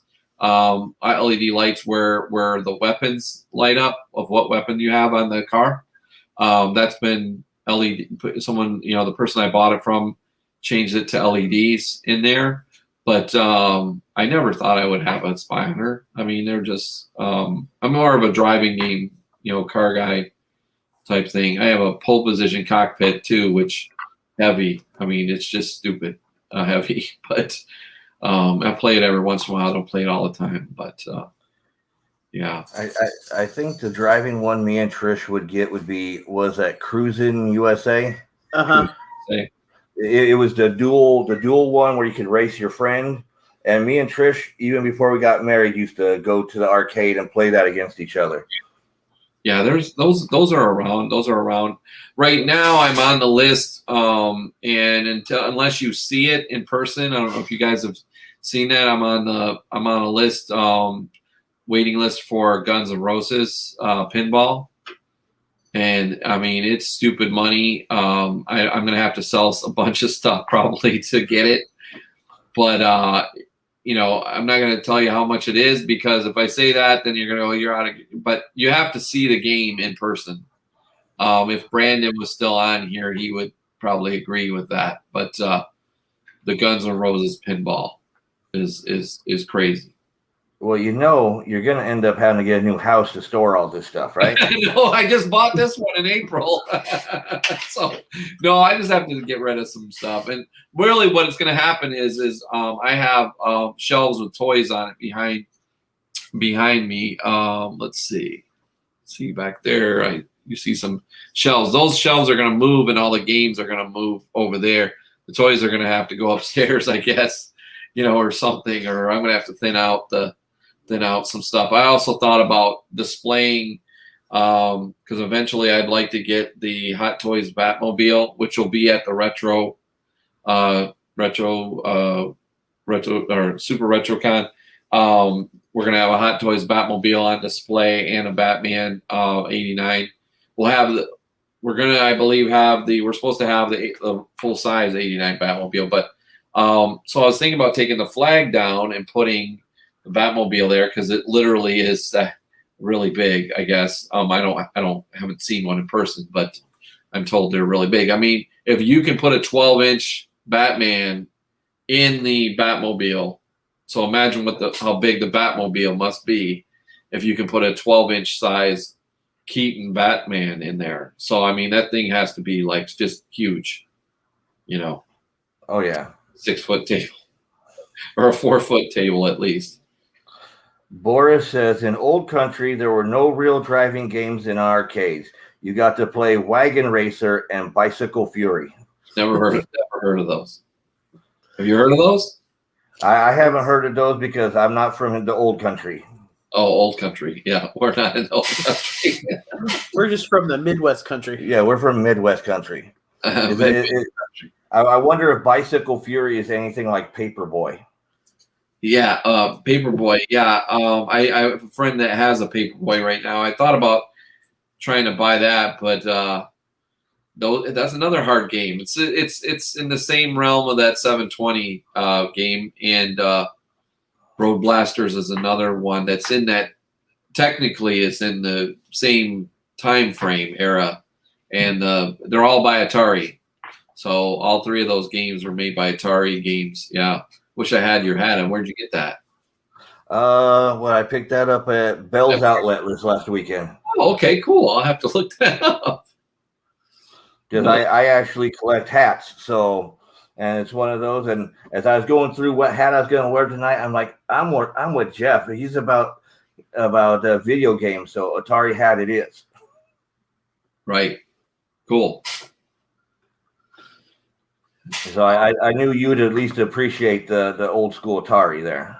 Yeah, no, I'm like, I want that hat. I need to find out that mostly Eastern or European, the guy says. Yeah. Boris's are mostly Eastern European. I just noticed his picture, his profile picture is was it Goodman from Lebowski? I think so, yeah. It might be. It's little. I have bad eyesight, so interesting. It could be. Let's see. He says in Bicycle Fury, you mostly just rode shoddy bike over a pothole-filled road and tried not to lose potatoes from the baskets on the handlebars. How did you come up with this stuff? Oh, Walter Shabshak. Sobshak. So, man. Okay, I'm getting the finger over here from Trish saying that we have gone over the 2-hour mark by like 20 minutes. That's fine. And so, no, because I got in trouble last week because we went over 3 hours. So okay, all right.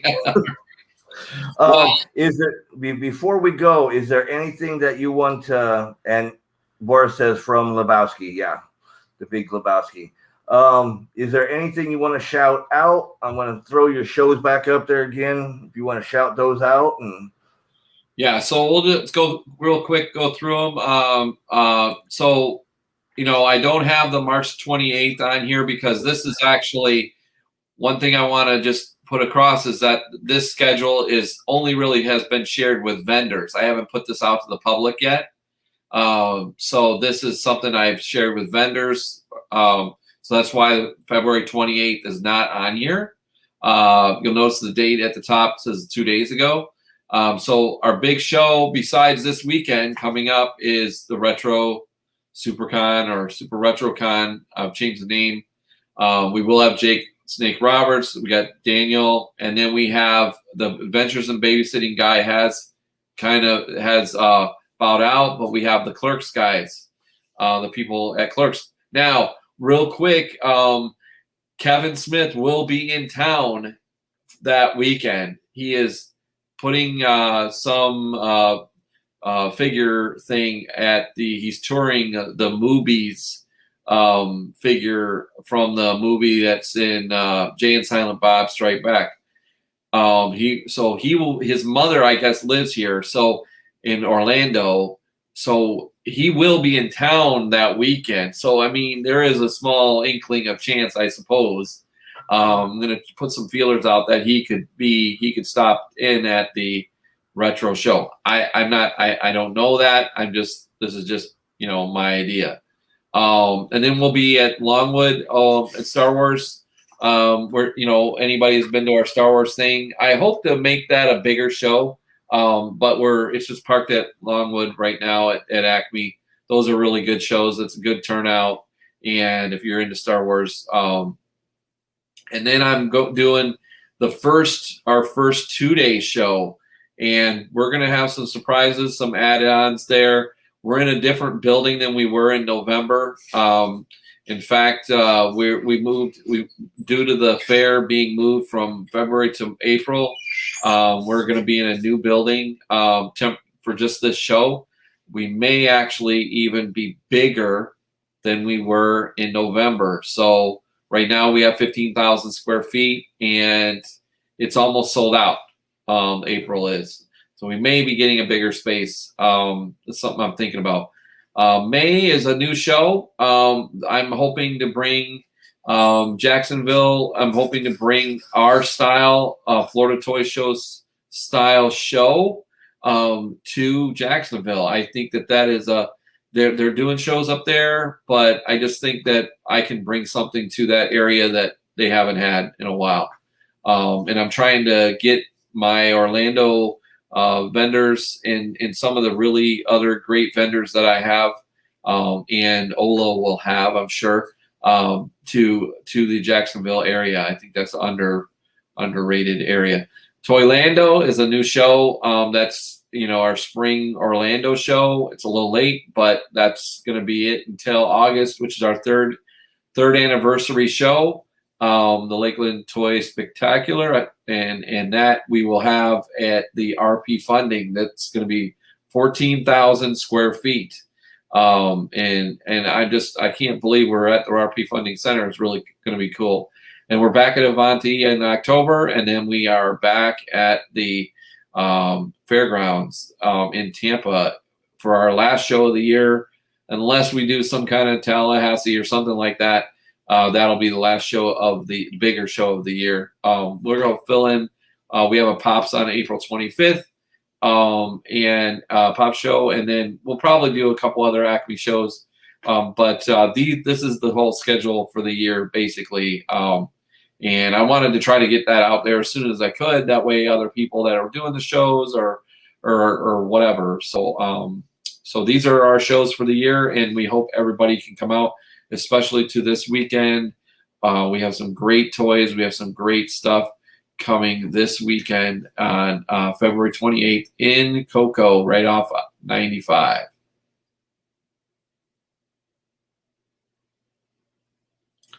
And you guys will be there, right? You guys are stopping in? Oh, can't hear him. I see that he has muted. Yep, sorry, because we were talking behind the scenes. Okay. You're talking about well, how many shows I have too many shows? Oh, actually, no. No. We got a couple of text messages that we had to answer, so she was asking me. No problem. Yeah, we'll be there this on Sunday. And Boris says, thank you, Mr. Jeff, Mr. Steve, Miss Trish, for such a delightful show. Beats of a night of playing What's That Smell with the neighbors. Wow. I'm surprised you still have neighbors, Boris. That's good. That's good. No, thanks guys for having me on, and we're just working away here, and we're hoping. I love when everybody comes out and has a great time and enjoys a good show. I mean, it's not. I started this because I just wanted a show. I didn't do it for money or anything like that necessarily. I mean, it's good that I can buy some toys with, because people come out, but that wasn't my original intention. And now I feel like I'm helping people in their business, and then at the same time giving people a great a way to come in and buy stuff at deals. I mean, not everything is expensive. Some people have good prices. Some people, learn that they need to have better prices. But the goal is to leave some money in your pocket, and so you can buy good stuff when you come to the show. Cool. Tom says, good night, y'all. Good show. Thank you, Tom. Thank you. On that note, I will say catch us. We'll be at the show on Sunday, but we're also going to stop by little store. I'll let Trish talk about this little store on Saturday. So on Saturday at Play Nice Collectibles, which is a nice little, I guess you would say, vintage toys. Vintage toy. And I mean, it's literally all toys. Yeah. They're having a get together from 12 to 9. It's a big sale. They have a BOGO on all board games, 20% off of video games. They other items will be on sale. Buy one regular, get one free at lesser value. And they will provide food and drinks. This is a new little store that's popped up within the last few months. Yep, since October. Okay, where is that? They have some, It's in Longwood, yeah, it's in Longwood. right off of I-4. And is it 441? I don't know. That's why I told you that. You be sharing that on your page or? 434. Yeah, it's on the page. We just did a live walkthrough there. A couple weekends ago? Yeah. 2 weekends ago. It's on State Road 434. 434, right off of I-4 and 434. They have all kinds of toys. Yeah, all kinds of toys there. So they're holding a special event on Saturday to help drum up some business there. Okay. So we will be out there for a little while to kind of support them. And then we'll be Sunday over at your store, your show. Not yet. No store yet. Although I'm getting to the point where I'm going to need a store to get rid of some stuff. And then next week on the show, we'll be back here next Thursday. And I'm going to go back to Boris where he's talking about what's that smell. I don't know if it may be our next guest next week, who is it? Michael Bernard, who is an awesome artist. And he's also a Garbage Pail Kid artist.